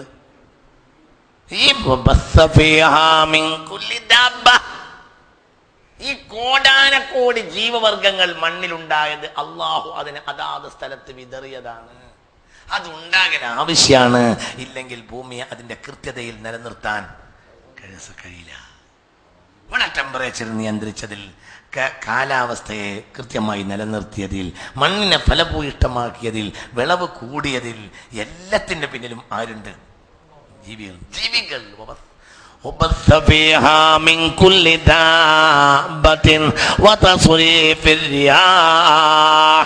പല ജാതി ജീവികൾ എങ്ങനെ വിതറിയിരുന്നു. അതൊന്നും ഇന്ന് കാണാനില്ല, ഒന്നുമില്ല. അതൊന്നും ഇന്ന് ഭൂമിയിൽ കാണാനില്ല. മഴക്കാലം അടുപ്പിച്ചു കഴിഞ്ഞാൽ ഒരു പ്രത്യേക സൈസിന്റെ ഒരു കിളിയുടെ ശബ്ദം ഉണ്ടാവും. വിത്തും കൈക്കോട്ടും എന്ന് പറയും. ഓർമ്മ നിങ്ങൾക്കത്? എവിടെ ഇല്ലേ? അങ്ങനത്തെ ഒരു വിത്തും കൈക്കോട്ടുന്ന ഒരു ശബ്ദമാണ് അതിൻ്റെ ഒരു അല്ലേ? അങ്ങനല്ലേ? വിത്തും കൈക്കോട്ടുന്ന അതിനെ പറ്റി പറയാം. ഓർമ്മല്ലേ? ഈ കുട്ടികളോട് പറഞ്ഞിട്ട് കാര്യമല്ല, നിങ്ങൾ വയസ്സന്മാരോടാണ് ഞാൻ ചോദിക്കുന്നത്. ഇവരൊന്നും ഇത് കണ്ടിട്ടുണ്ടാവില്ല. നിങ്ങളൊക്കെ വന്നപ്പോഴത്തേന് ഞങ്ങൾ ഭൂമിയെ നശിപ്പിച്ചിട്ടുണ്ട്. ഞങ്ങൾ നശിപ്പിച്ച ഭൂമിയിലേക്കാണ് നിങ്ങൾ വന്നിട്ടുള്ളത്.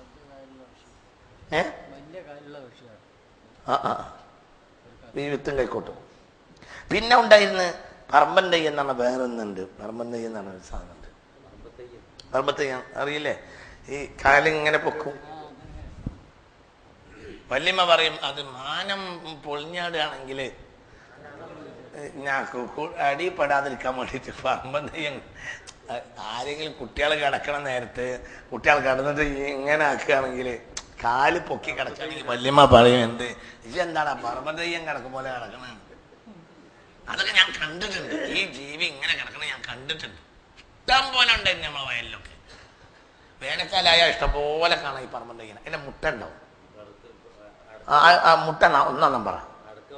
അടക്ക പോലെ ഉണ്ടാവും. പറമ്പൻ തയ്യന്റെ മുട്ട 1 നമ്പർ. കൊട്ടനടക്ക പോലെ ഞാൻ ഇഷ്ടംപോലെ കഴിച്ചിട്ടുണ്ട്. ആ സാധനത്തിനെ കണ്ടവരുണ്ടോ? ഒരു 20 വയസ്സിന്റെ താഴെയുള്ള ഒരു പറമ്പൻ തയ്യനെ കണ്ടോ?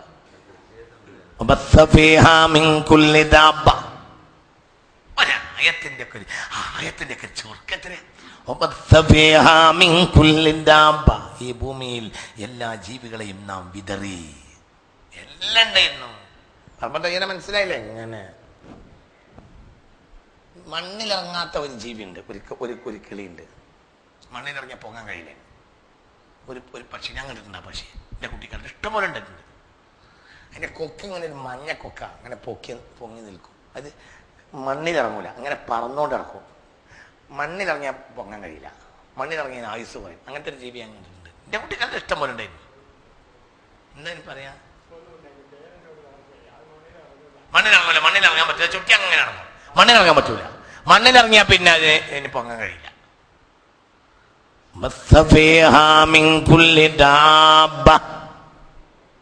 ഈ ഭൂമിയിൽ കോടാനക്കോടി ജീവവർഗങ്ങളെ നാം വിതറുകയും ചെയ്തു അല്ലാഹു. അപ്പൊ അതെല്ലാം അതതിന്റെ ധർമ്മങ്ങൾ നിർവഹിച്ചുകൊണ്ടേയിരിക്കുന്നു. അപ്പോൾ ഇവിടെ കാറ്റ് കാറ്റിന്റെ കൃത്യതയിലുണ്ടായി, വെള്ളം വെള്ളത്തിന്റെ കൃത്യതയിലുണ്ടായി. അതെല്ലാം ഇന്ന് നഷ്ടപ്പെട്ടു പോയി, എല്ലാം പോയി. ഓരോ സാധനത്തിനോടനുബന്ധിച്ച് വസ്തുക്കൾ ഉണ്ടായിരുന്നു. എന്തൊക്കെ ജീവജാലങ്ങളാണ് എന്നൊന്നും നമുക്ക് പറയാൻ കഴിയില്ല. ഈ ഇലയുടെ അടിയിലുണ്ടായിരുന്നു, ഇല ഇങ്ങനെ അട്ടിയായി കിടക്കും. ഇല ഇങ്ങനെ വീണ് അട്ടിയായി കിടക്കുമ്പോൾ ഇലയുടെ അടിയിൽ ഏത് വേനൽക്കാലത്തും ഈർപ്പം നിലനിൽക്കും. അങ്ങനെയൊക്കെ ഉണ്ടായിരുന്നു. അങ്ങനെ ഒരുപാട് ഹൈറുണ്ടായിരുന്നു. അതെല്ലാം ഭൂമിയിൽ ഇല്ലാതെയായി പോയി. കുന്നുകൾ വലിയ പ്രധാനപ്പെട്ട ഒരു സംഗതിയാണ്. എന്തുകൊണ്ട്? മഴ പെയ്താൽ കുന്നിൽ വെള്ളം ഇറങ്ങും, അങ്ങനെ നിലനിൽക്കും. ഒരു കുന്നുണ്ടാകുമ്പോൾ ആ കുന്നിൻ്റെ പരിസരത്ത് ഒരുപാട് കിണറുകളിൽ വെള്ളം ഉണ്ടാവും. ഇന്ന് അത് മുഴുവനും ഭൂമിയിൽ നിന്ന് ഇല്ലാതെ. ഒരു കുന്ന് നിലനിന്ന ആ കുന്നിൻ്റെ പരിസരത്തുള്ള ഒരുപാട് വെള്ളം ഉണ്ടാവും. ഇന്ന് അതില്ലാതെയായി. എല്ലാം ഭൂമിയുടെ രീതി തന്നെ മനുഷ്യരിന്ന് മാറ്റി, പലതും മനുഷ്യൻ മാറ്റി. പിന്നെ അക്കാലത്തെ മനുഷ്യന്റെ വീടും, മനുഷ്യന്മാര് തറയുടെ ഇടയിൽ ഒരു കരിങ്കല്ലോ വെള്ളാരങ്കല്ലോ ഒക്കെ വന്നുപെട്ടാൽ അത് എടുത്തിടുന്ന ഞങ്ങളുണ്ട്. തറ കുത്തുമ്പോൾ മണ്ണും ഉമ്മയും കൂട്ടിയിട്ട് എന്ത് ചെയ്യും? മനസ്സിലായില്ല? മണ്ണ് ഉമ്മി കൂട്ടിയിട്ട് ഉരുളയാക്കും. എന്നിട്ട് എന്ത് ചെയ്യും? പുരക്ക് തറ കുത്തും. ഞങ്ങളുണ്ട്. നിങ്ങളെന്താണ് നോക്കിയിരിക്കണത് മനുഷ്യന്മാര്? നിങ്ങൾക്ക് എന്താ പറ്റിപ്പോയി? നിങ്ങൾക്ക് പറഞ്ഞത് മനസ്സിലായോ? വീടിന് തറ കുത്തുക എന്താണ് ഇവർക്കൊക്കെ പറ്റിയത്? നിങ്ങളിവിടെ ഈ നാട്ടുകാരല്ലേ? നിങ്ങളോട് ഞാൻ പറയുന്നത് എന്താ നിങ്ങൾ മനസ്സിലാക്കാത്തത്? പച്ച മണ്ണ്, എന്നിട്ട് എന്ത് കൂട്ടുക? ഉമിയും പച്ചമണ്ണും ഒരു പ്രത്യേക പരുവത്തിൽ കൂട്ടാൻ അതിൻ്റെ ചില ആളുകൾക്ക് അവർക്ക് അതിൻ്റെ ശാസ്ത്രം ചെയ്യുന്നു. അത് ഒരു പരുവത്തിലങ്ങ് കുഴഞ്ഞങ്ങോട്ട് ഉണങ്ങിയാലുണ്ടല്ലോ, അത് വെടിവെച്ച കയറൂല. എന്താ പറഞ്ഞ ഉമിയും പച്ചമണ്ണ് ഒരൽപ്പം ചരലുള്ള പച്ചമണ്ണ്. ആ പച്ചമണ്ണിലേക്ക് എന്ത് കയറ്റുക? ഉമി കയറ്റി ഒരു പ്രത്യേക പരുവത്തിലങ്ങ് ഉണങ്ങിയാൽ അതാണ് തറ കുത്തിയാൽ അത് ഭയങ്കര ഉറപ്പായിരിക്കും. കല്ല് അഥവാ ഒരു വെള്ളാരം കല്ലൊക്കെ ഇതിൽ പെട്ടാൽ ഇത് എടുത്തിടും. കല്ല് എടുത്തിടുക. എവിടുന്ന്? ആ തറയിലൊരു കല്ലൊന്നും പെടാൻ പാടില്ല. ആ മനുഷ്യന്മാർ എങ്ങനെയാ പാറ നശിപ്പിച്ച്? അവർ പാറമ തൊട്ടില്ല. പാറയിൽ മനുഷ്യർ കൈവച്ചത് 15 കൊല്ലത്തിനിപ്പുറമാണ്. ഒരു 20-25 കൊല്ലത്തിനിപ്പുറം മനുഷ്യൻ പാറമ കൈവച്ചത് ക്രമാതീതമായി. ഇപ്പോൾ പാറ പഴയ കാലത്ത് പാറക്ക് പൊരക്കുള്ള കല്ലുകൊടുത്താൽ മതിയായിരുന്നു. അന്ന് വാർപ്പുണ്ടായിരുന്നില്ല. മനസ്സിലായോ പറഞ്ഞത്? പിന്നെ അതിന് എന്തും കൊടുക്കേണ്ടി വന്നു? ബ്ലൂ മെറ്റല്, അങ്ങനെയൊക്കെയല്ലേ പറയാ, ഇംഗ്ലീഷിനെ പറയാം. അപ്പോഴല്ലേ ഒക്കെ വൃത്തിയാവുക. മനസ്സിലായില്ല? Blue metal. അപ്പൊ പിന്നെ ആ മെറ്റൽ കൊണ്ട് അവർ വീടുണ്ടാക്കി. ഇപ്പോൾ പാവം പാറക്ക് എന്തും കൊടുക്കണം. പൂഴിമണല് ഭൂമിയിലില്ല, പകരം എന്താണ്? എംസാൻഡ്. ഈ പാറ എന്ന് പറഞ്ഞ സാധനത്തെ അള്ളാഹു തആല, ഭൂമിയൊക്കെ അള്ളാഹു പടച്ചു കഴിഞ്ഞപ്പോ കുറച്ച് മണ്ണ് ബാക്കി കിട്ടിയത് ഒരു സ്ഥലത്ത് കൂട്ടിയിട്ടതല്ല. അതെന്താ?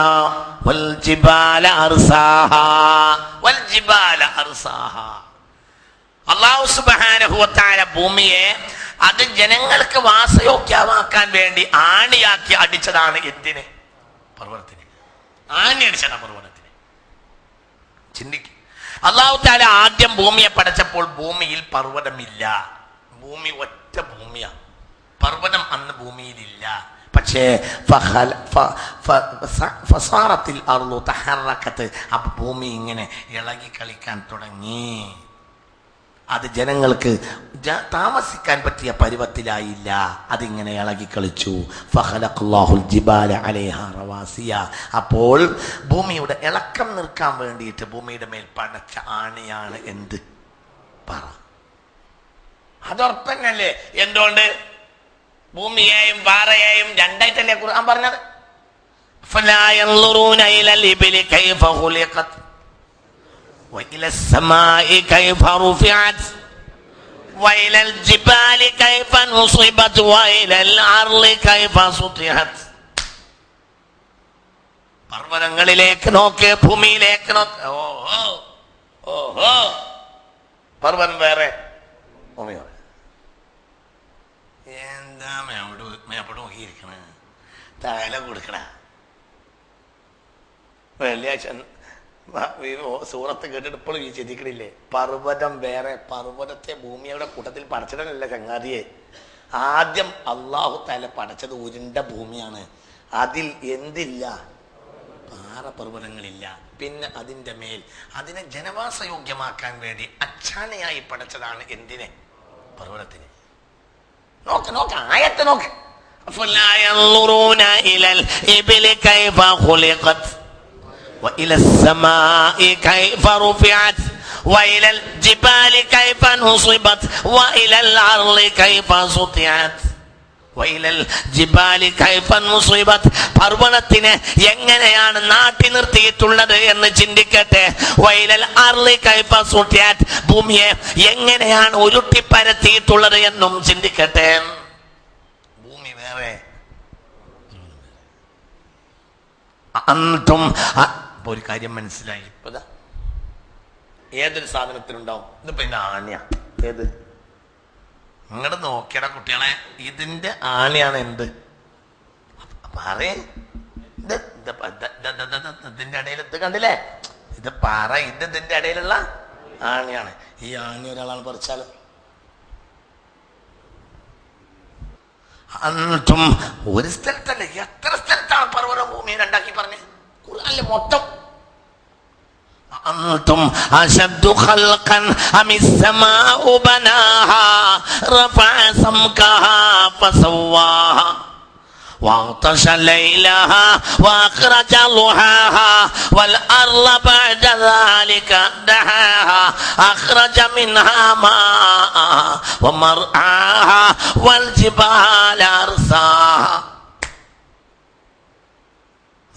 أنتم أشد خلقا أم السماء بناها رفع سمكها فسواها وأغطش ليلها وأخرج ضحاها والأرض بعد ذلك دحاها. ഭൂമിയെ നാം പിന്നീട് ഉരുട്ടിപ്പരത്തി ഉണ്ടാക്കി. അഖ്റജ മിൻഹാ മാഅഹാ വമർആഹാ, ഭൂമിയിൽ വെള്ളവും മേച്ചിൽ പുറവും ഉണ്ടാക്കി. വൽ ജിബാല അർസാഹാ, ആണിയായിട്ട് ഞാൻ പിന്നെ പർവ്വതത്തെയും ഉണ്ടാക്കി. അലം നജഅൽ അർള മിഹാദ. ഏതാ സൂറത്ത്? ألم نجعل الأرض مهادا والجبال أوتادا وخلقناكم أزواجا وجعلنا نومكم سباتا وجعلنا الليل لباسا وجعلنا النهار معاشا وبنينا فوقكم سبعا شدادا وجعلنا سراجا وخاجا وأنزلنا من المعصرات ماء ثجاجا لنخرج به حبا ونباتا وجنات ألفافا. لم نجعل الأرض مهادا, ഭൂമിയെ ഞാൻ നിങ്ങൾക്കൊരു കളിത്തൊട്ടിലാക്കി തന്നില്ലേ? നിങ്ങൾക്ക് കടന്നുറങ്ങാ, നിങ്ങൾക്ക് കുത്തിമറിയ, എന്തിനും പറ്റിയ കളിത്തൊട്ടിലാക്കി തന്നു. എന്തിനെ? ജിബാല ഔതാദ, ആണിയായിട്ട് ഞാൻ പർവ്വതങ്ങളെയും വെച്ചു. അപ്പൊ പാറയും പർവ്വതവും ഭൂമിയുടെ ആണിയാണ്. ആണി ഇങ്ങനെ മാന്താണ്. ഒരു കോറി ഉടമക്കാരനോട് ഞാൻ ചോദിച്ചു, എത്ര കൊല്ലത്തിനുണ്ടാവുകയാണ്? അപ്പൊ ഞാൻ പറഞ്ഞു, ഉസ്താദെ കാലം കിട്ടിയാൽ മതി, ഒരു 500 കൊല്ലത്തിനെങ്കിലും ഉണ്ടാവും.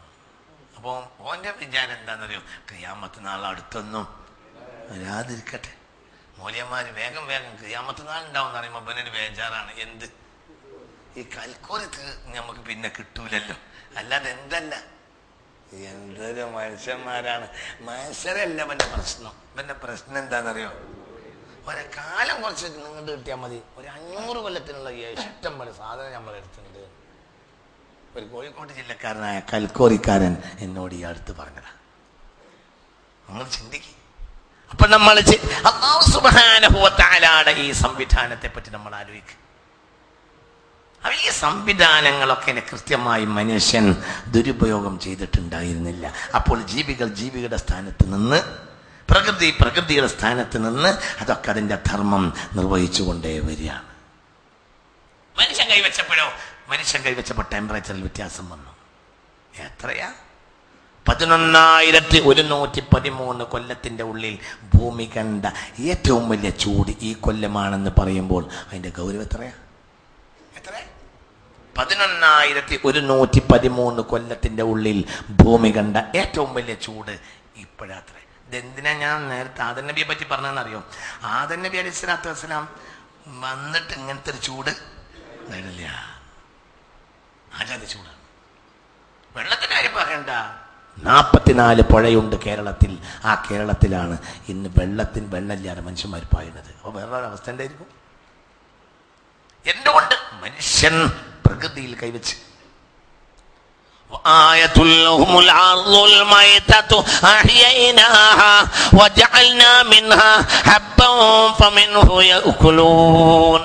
നാം ഒരു കൃത്യമായ തോതിൽ ഈ ഭൂമിയെ ഫലഭൂയിഷ്ടമാക്കി നിർത്തിയതായിരുന്നു. അതിൽ നിന്ന് മനുഷ്യൻ കഴിക്കുന്നു. അതിനെ അല്ലാഹു സുബ്ഹാനഹു വ തആല മനുഷ്യന് സംവിധാനങ്ങൾ നൽകി. എത്ര നല്ല കാലമായിരുന്നു. ഭൂമിയെ മനുഷ്യൻ ഊറ്റി. പെട്രോൾ കണ്ടുപിടിച്ചതാണ് ഭൂമിയുടെ നാശങ്ങളിൽപ്പെട്ട ഒന്ന്. പിന്നെ മനുഷ്യൻ സൗകര്യത്തിന്റെ പിന്നാലെ ഓടി. ഇപ്പോൾ പറയുന്നത് 6 മണിക്കൂർ കരണ്ട് കട്ടുണ്ടാവുന്നതാണ്. 6 മണിക്കൂർ വരെ കരണ്ട് കട്ട് വരാൻ സാധ്യതയുണ്ട്. 6 മണിക്കൂർ കരണ്ട് കട്ടായ പിന്നെ ഒരു ദിവസത്തിന് എത്ര ബാക്കിയുണ്ട്?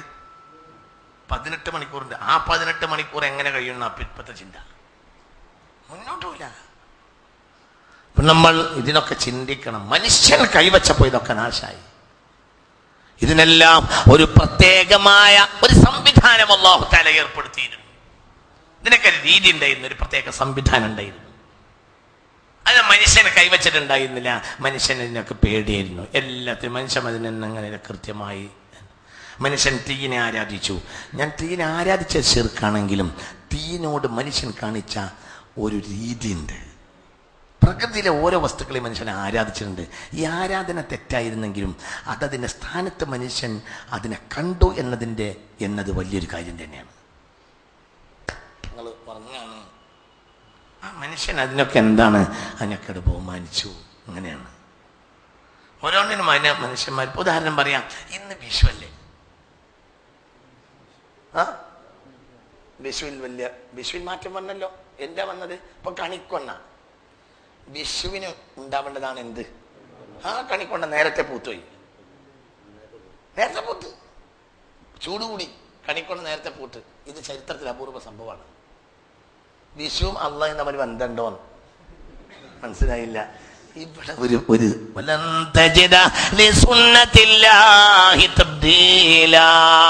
അള്ളാഹ്ക്കൊരു രീതി ഉണ്ട്. ആ രീതി അള്ളാഹു മാറ്റൂല. ആ രീതി മനുഷ്യൻ കണ്ടെത്തുന്നതാണ് എടവപ്പാതി, വിഷു. ഇതൊക്കെ എന്താണെന്നറിയോ? ഇത് കാർഷിക പ്രധാനമായ ആഘോഷങ്ങളാണ്. നമ്മുടെ വർഷം തന്നെ ചിങ്ങം, കന്നി, തുലാം, മകരം, വൃശ്ചികം, ധനു, കുംഭം, മീനം, മേടം, ഇടവം, മിഥുനം, ഇതൊക്കെ കാർഷിക മാസങ്ങളാണ്. അപ്പൊ നമ്മുടെ ഏകദേശം ഓണം, വിഷു ഇതൊക്കെ കാർഷിക ഉത്സവങ്ങളാണ്. കണിക്കൊന്ന പൂക്ക ഇതൊക്കെ വലിയൊരു സംഗതിയാണ്. കണിക്കൊന്ന നേരത്തെ പൂട്ടോ. എന്തുകൊണ്ട്? ഭൂമിയിലെ ടെമ്പറേച്ചർ ക്രമാതീതമായി കൂടി. അതുകൊണ്ട് കൊന്ന നേരത്തെ പൂട്ടും. ഇപ്പോൾ വിഷുവിന് എന്തില്ല? കൊന്നാണല്ലോ. പിന്നെ ചിന്തിക്ക്, അള്ളാഹുവിന് രീതി ഉണ്ട് ഇവിടെ. ആ രീതിയാണ്. അത് മനുഷ്യൻ കൈകടത്തുമ്പോൾ ആ രീതി വ്യത്യാസപ്പെടും. അപ്പോഴോ മനുഷ്യന്റെ നാശത്തെ മനുഷ്യൻ സ്വയം തോണ്ടിയെടുക്കും. ഇന്ന് മനുഷ്യന്റെ നാശം മനുഷ്യൻ തോണ്ടുകയാണ്. അള്ളാഹു ഇവിടെ ഏർപ്പെടുത്തിയ സംവിധാനങ്ങളെ കുറിച്ച് മനുഷ്യൻ ആലോചിക്കും. ഒന്നും വെറുതെ അല്ല. റബ്ബനാ മാ ഖലഖ്ത ഹാദാ ബാതിലാ.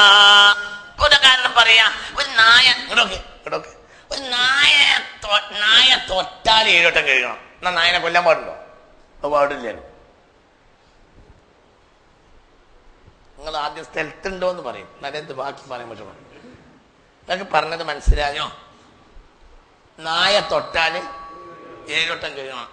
എന്നാ പിന്നെ നായകളെ കൊന്നൂടെ? നായ്ക്കളെ കൊല്ലാൻ ഇറങ്ങിക്കൂടെ?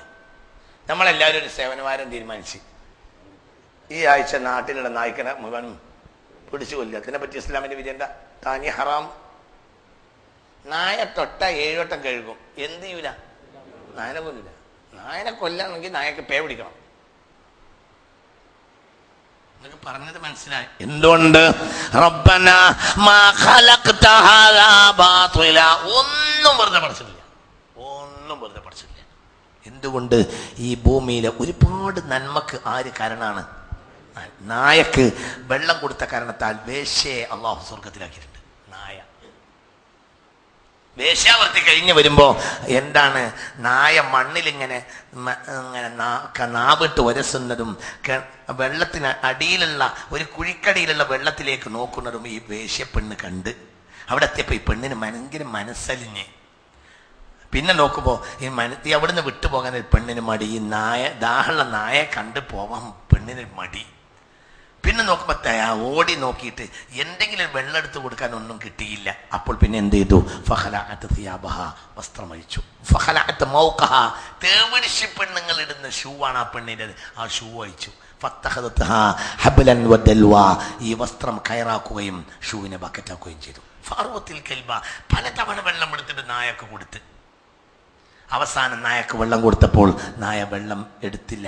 നായ അതിൻ്റെ നാവ് കൊണ്ട് അങ്ങോട്ടും ഇങ്ങോട്ടും വരസി നന്ദി കാണിച്ച് വാലാട്ടി. അപ്പോൾ പെണ്ണ് കൊടുക്കൽ നിർത്തി. അപ്പോൾ ഫരിഹത്ത് പെണ്ണിനെ സ്വന്തമായി. അപ്പോൾ നായക്ക് ദാഹം തീർന്നു. പെണ്ണിന് ബോധ്യപ്പെട്ടു. ഫദഖലത്തിൽ ജന്ന, ഈ കാരണത്താൽ ഈ പെണ്ണിനെ അല്ലാഹു തആല സ്വർഗ്ഗത്തിലാക്കി. നായ തൊട്ടാൻ എത്ര വട്ടം കഴിയണം? എന്നോട് നായ ഇവിടെ ആവശ്യമാണ്. പാമ്പിനെ കൊല്ലാൻ പാടില്ല. പാമ്പിനെ കൊല്ലണമെങ്കിൽ പാമ്പിനെ കണ്ടാൽ 3 വട്ടം പോയിക്കോന്ന് പറയണം. അത് ഉപദ്രവിക്കാരി അല്ലെങ്കിൽ ഉപദ്രവിക്കാൻ വരികയാണെങ്കിൽ എപ്പോഴും കൊല്ലാം. ഉപദ്രവിക്കണില്ല എങ്കിൽ അതിനെ 3 വട്ടം പോയിക്കോന്ന് പറയണം. പോയിട്ടില്ലെങ്കിൽ ഇങ്ങനെ കൊല്ലാം. എന്നൊക്കെ പറഞ്ഞത് മനസ്സിലായോ? പോയിക്കോന്ന് ആവശ്യപ്പെടണം. പോയില്ല, കാരണം അതിനും അതിൻ്റെതായ ചില ധർമ്മങ്ങൾ ഇവിടെ ഉണ്ട്. ഇല്ലെങ്കിൽ എന്നുള്ളതിനെ നടക്കണം. റബ്ബനാ മാ ഖലഖ്ത ഹാദാ ബാതിലാ. ഒന്നും വെറുതെ പഠിച്ചിട്ടില്ല. ഒന്നും. പാമ്പ് ഇവിടെ ആവശ്യമല്ലേ? പാമ്പ് ആവശ്യമല്ലേ? അല്ല, അത് പറയും പാമ്പ് ആവശ്യമല്ലേ? എന്താ ആവശ്യമില്ലാത്ത എല്ലാം. റബ്ബനാ മാ ഖലഖ്ത ഹാദാ ബാതിലാ സുബ്ഹാനക ഫഖിനാ അദാബന്നാർ. എല്ലാം എല്ലാ മൃഗങ്ങളെയും അള്ളാഹു, ജന്തുക്കളെയും ഈ ഭൂമിയിൽ അള്ളാഹു വിതറിയിട്ടുണ്ട്. അത് ഓരോന്നും അതിൻ്റെ അനിവാര്യ സ്ഥാനങ്ങളിലാണ്. അതെല്ലാം ഇവിടെ ആവശ്യമാണ്. ഒന്ന് പോയാൽ നഷ്ടപ്പെടും, പിന്നെ ഭൂമിക്ക് പിടിച്ചിക്കാൻ കഴിയില്ല. അതേതുപോലെയാ ഒരു സൗധത്തിൽ നിന്ന് ഒരു കല്ലടർന്നു പോകുന്ന പോലെയാണ്. ഒരു ജീവനില്ലാതെയാവുന്നത് ഒരു കല്ലടർന്നു പോകുന്നത്. പ്രത്യേകിച്ച് ഇതെല്ലാം മനുഷ്യർക്ക് ഉപകാരത്തിന് വേണ്ടിയാണ്. മറ്റുള്ളവർക്ക് ഉപകാരത്തിന് വേണ്ടി മനുഷ്യനെ പഠിച്ചിട്ടില്ല. മനുഷ്യന് ഉപകാരത്തിന് വേണ്ടി ഉറങ്ങുകയാണ്. നിങ്ങൾ ഉറങ്ങുകയാണെങ്കിൽ അത് പറയും. ഞാൻ ഇപ്പൊ പറഞ്ഞ വാക്ക് ഒന്നും കൂടി ഞാൻ കൃത്യാക്കാം. അല്ലാഹു തആല മറ്റുള്ളതിൻ്റെ ഉപയോഗത്തിന് വേണ്ടി മനുഷ്യനെ പഠിച്ചിട്ടില്ല. മനുഷ്യന്റെ ഉപകാരത്തിന് വേണ്ടി. നിങ്ങൾ ഒരു മിനിറ്റ്, മനുഷ്യവംശം ഈ ഭൂമിയിലുണ്ട്, ഇല്ലാതെ ആയിപ്പോയി നോക്കുക. എന്നാൽ ഈ ലോകത്തെ ഒരു ജീവികൾക്കും ഒരു ചുക്കും സംഭവിക്കൂല. എന്നാൽ ഈ ലോകത്തെ ഏതെങ്കിലും ഒരു ജീവവർഗമില്ലാതെയായാൽ അതിൻ്റെ അളവിലുള്ള നഷ്ടം മനുഷ്യനുഭവിക്കും. നിങ്ങളിവിടെ ഇല്ല, നിങ്ങളില്ല, നിങ്ങൾ ഇതങ്ങോട്ട് കയറ്റണം തലേക്ക്. എന്താ പറഞ്ഞേ?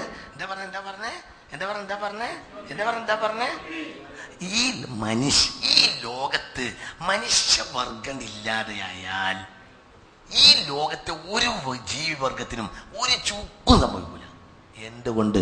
ഭൂമിയിലേക്ക് അവസാനമായി ഇറക്കിയ സൃഷ്ടിയാണ് മനുഷ്യൻ. എല്ലാം നല്ല എന്നല്ല ഈ പായന്മാര് പെടാണ്ട് ഇല്ലാതെ ആയാൽ ബാക്കിയുള്ളതൊക്കെ വളരെ സന്തോഷത്തിൽ ഇരട്ടി ഇരട്ടിയായി ഇവിടെ വളരും. പാമ്പ് കൂടും, പെരിച്ചായ കൂടും, കുളക്കോഴി കൂടും, കൊതുക് കൂടും, എല്ലാം കൂടും. എല്ലാ വസ്തുക്കളും ക്രമാതീതമായി പെരുകും, സന്തോഷം ഉണ്ടാകും. മനസ്സിലല്ലേ? ഇവിടെ ആരില്ലാതായാൽ, മനുഷ്യനില്ലാതായാൽ ഇവിടുത്തെ കോടാനക്കോടി ജീവവർഗങ്ങളുടെ അവർക്ക് പെരുന്നാളാണ് എന്ന് നോക്കണ്ട. മനുഷ്യനടില്ലാതായാൽ പിന്നെ അവർക്ക് ഇവിടെ എന്നും പെരുന്നാളാണ്. നേരെ മറിച്ച് ഈ ലോകത്തൊരു ജീവില്ലാതായാൽ അതിന്റെ ദുഷ്ടഫലം ആരനുഭവിക്കും? മനുഷ്യന് ഈ പ്രകൃതി ഒന്ന് നഷ്ടപ്പെട്ട് ജീവിക്കാൻ കഴിയില്ല.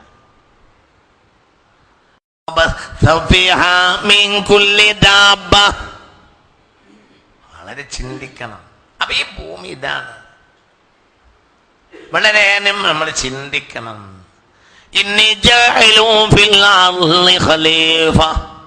ഞാൻ നിങ്ങളെ ഖലീഫയായി അയച്ചതാ. ഖലീഫ എന്നാൽ റഹീമുൽ റഇയ്യ, തൻ്റെ ജനതകളോട് കരുണയുള്ളവനാണ് യഥാർത്ഥ ഖലീഫ. അപ്പോൾ ഈ കാണുന്ന ഈ ഭൂമിയിലെ കോടാനക്കോടി ജീവവർഗങ്ങളും ചേതന അചേതന വസ്തുക്കളെല്ലാം ആരുടെ ഭരണീയരാണ്? മനുഷ്യന്റെ. അതിനോട് കരുണ കാണിക്കേണ്ടവനാണ് ആര്? മനുഷ്യൻ. മനുഷ്യന്റെ റഇയ്യത്താണ് ഈ കാണുന്നതെല്ലാം. കൈ ഇങ്ങനെ കുത്തി റസൂലുള്ളാഹി സ്വല്ലല്ലാഹു അലൈഹി വസല്ലമ തങ്ങള് നിസ്കരിക്കണതിനിടയിൽ കൈയൊട്ടി തേളടിച്ച്. നിസ്കാരം കഴിഞ്ഞ് ഇരുന്നപ്പോ കൈ കുട്ടി തേളടിക്കോലോ. നിങ്ങളെ നാട്ടിലെ മഹർബുളൊന്നും അല്ലല്ലോ, എന്ത് പൂഴി മണലല്ലേ? റസൂലുള്ളാഹിയുടെ പള്ളി സ്വല്ലല്ലാഹു അലൈഹി വസല്ലം കൈ ഇങ്ങനെ കുത്തി ഇരുന്നപ്പോ എന്തായി? മണ്ണിൽ പൂഴിയിൽ കിടന്നിരുന്ന റസൂലുള്ളാഹിയുടെ പള്ളി എന്ന് പറഞ്ഞാൽ എന്ത്? അതാദ്യം പഠിക്കണ കുട്ടി. റസൂലുള്ളാഹിയുടെ പള്ളി പറഞ്ഞാൽ എന്താണ്? കാലിൽ ഇങ്ങനെ പൊക്കിയിട്ടുണ്ട്, മുകൾ ഭാഗത്ത് പിന്നെ ഈത്തപ്പന ഇങ്ങനെ പാക്കായി വെച്ചിട്ടുണ്ട്. മഴ പെയ്താൽ ഇങ്ങോട്ട് കൊള്ളും. ഖുതുബ ഓതുമ്പോൾ മഴ പെയ്തിട്ട് റസൂലുള്ളാഹിനോട് ആവശ്യപ്പെട്ടിട്ട് ഖുതുബക്കിടയിൽ റസൂലുള്ളാഹി മഴയ്ക്ക് വേണ്ടി ദുആ ചെയ്തിട്ട് ആ ഖുതുബയിൽ നിന്ന് ഇറങ്ങുന്നതിന് മുമ്പ് തന്നെ മഴ പെയ്തു. സ്വല്ലല്ലാഹു അലൈഹി വസല്ലം ആളുകൾ വന്ന് പറഞ്ഞു, നബിയേ പെണ്ണുങ്ങളെ മുലയിൽ പാലില്ല, ഒട്ടകത്തിന്റെ അകിട്ടിൽ പാലില്ല, ഒക്കെ തളർന്ന് കിടക്കാണ്, ഞങ്ങൾ വയ്യ നബിയെ, മഴ ഇല്ലെങ്കിൽ കഴിയില്ല. അപ്പൊ അല്ലാഹുവോട് ദുആ ചെയ്ത് പുണ്യ റസൂൽ. എന്നിട്ട് മേഘത്തിലേക്ക് ഇങ്ങനെ ചൂണ്ടി. റസൂൽ അങ്ങനെ ചൂണ്ടിയപ്പോൾ മേഘം ഓടി വന്നു. മഴ പെയ്ത്. അപ്പോൾ മഴ പെയ്ത്. റസൂൽ മുകളിലേക്ക് ചൂണ്ടിയപ്പോൾ മഴയാണ് വന്ന പെയ്ത് സ്വല്ലല്ലാഹു അലൈഹി വസല്ലം. ആ ഖുതുബയിൽ റസൂലുള്ളാഹിന്റെ തലയിൽ കൂടി വെള്ളം പൊഴിഞ്ഞാടി. കാരണം മദീന പള്ളിയുടെ മുകളിലേക്ക് മഴ പെയ്താൽ നേരെ റസൂലുള്ളാഹി മനുഷ്യന്മാരുടെ തലയേക്കാവും. എന്തുകൊണ്ട്? ഇന്നത്തെ സംവിധാനങ്ങളുള്ള രൂപം ശാസ്ത്രീയമായ ഒരു മുകൾ ഭാഗത്തെ വാർപ്പ് പോലും എവിടെ ഇല്ല. ഈത്തപ്പനെ പാത്തി ഇങ്ങനെ അടുക്കി വെച്ചതാ. പിന്നെ കാലുമ്പോൾ എണീറ്റിക്കുക. പിന്നെ അടിയിലൊന്നുമില്ല. അടിയിൽ എന്തെന്നെയാണ്? സാധാരണ പൂഴിമണല്. റസൂലുള്ളാഹി സ്വല്ലല്ലാഹു അലൈഹി വസല്ലം തങ്ങൾ നിസ്കരിച്ചിരിക്കുന്നു. ഇങ്ങനെ കൈകുത്തിയപ്പോൾ മണലിനടിയിൽ കിടന്നിരുന്ന തേള് വന്ന് കടിച്ച്. അതിന് ഉപ്പും വെള്ളം കൊണ്ടുവരാൻ വേണ്ടി പറഞ്ഞു.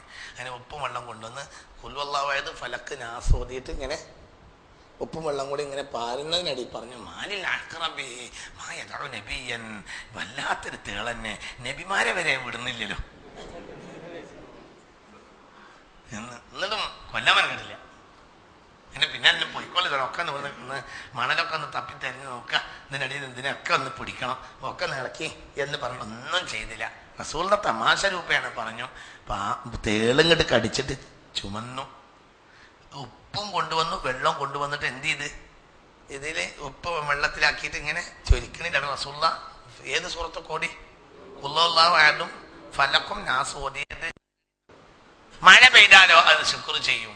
അത് ഭയങ്കര ഒച്ചത്തിൽ അത് ശുക്രാണ്. അത് നേരെ പൊൾക്കോളം ഉറങ്ങൂല. ആര്? അവള. നമ്മൾ മഴ പെയ്യണ അന്ന് ഇന്ന് ജമാഅത്ത് വരെ ഇന്ന് ഉതിരുണ്ട് പറഞ്ഞ പേരെ നിസ്കരിക്കും.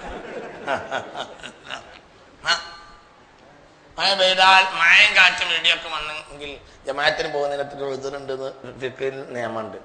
അപ്പോൾ നമ്മൾ പെരി നിസ്കരിക്കും. എന്താ പെരി നിസ്കരിക്കുക? അന്ന് മഴയാണ്, മഴൻ്റെ അന്ന് പള്ളിയൊക്കെ പോകേണ്ടതില്ല, അന്ന് ഇന്നാലിൻ്റെ കിതാബിലുണ്ട്. അന്ന് തവള മഴ പെയ്താൽ അന്ന് ഉറങ്ങാനില്ല.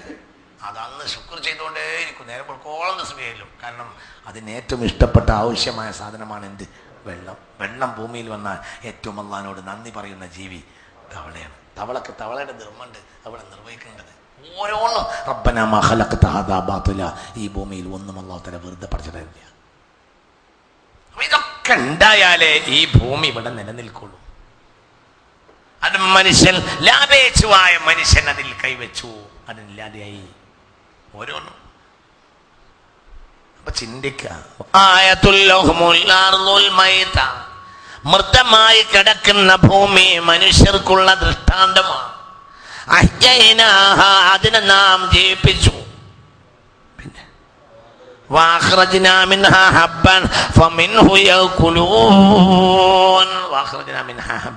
അതിൽ നാം ധാന്യത്തെ ഉൽപ്പാദിപ്പിച്ചു. ആ ധാന്യത്തിൽ നിന്നാണ് അവർ കഴിച്ചുകൊണ്ടിരിക്കുന്നത്. ആ ക്ലാസ് അടുത്ത ക്ലാസ് പറയാം. അല്ലാഹു തആല തൗഫീഖ് തരട്ടെ.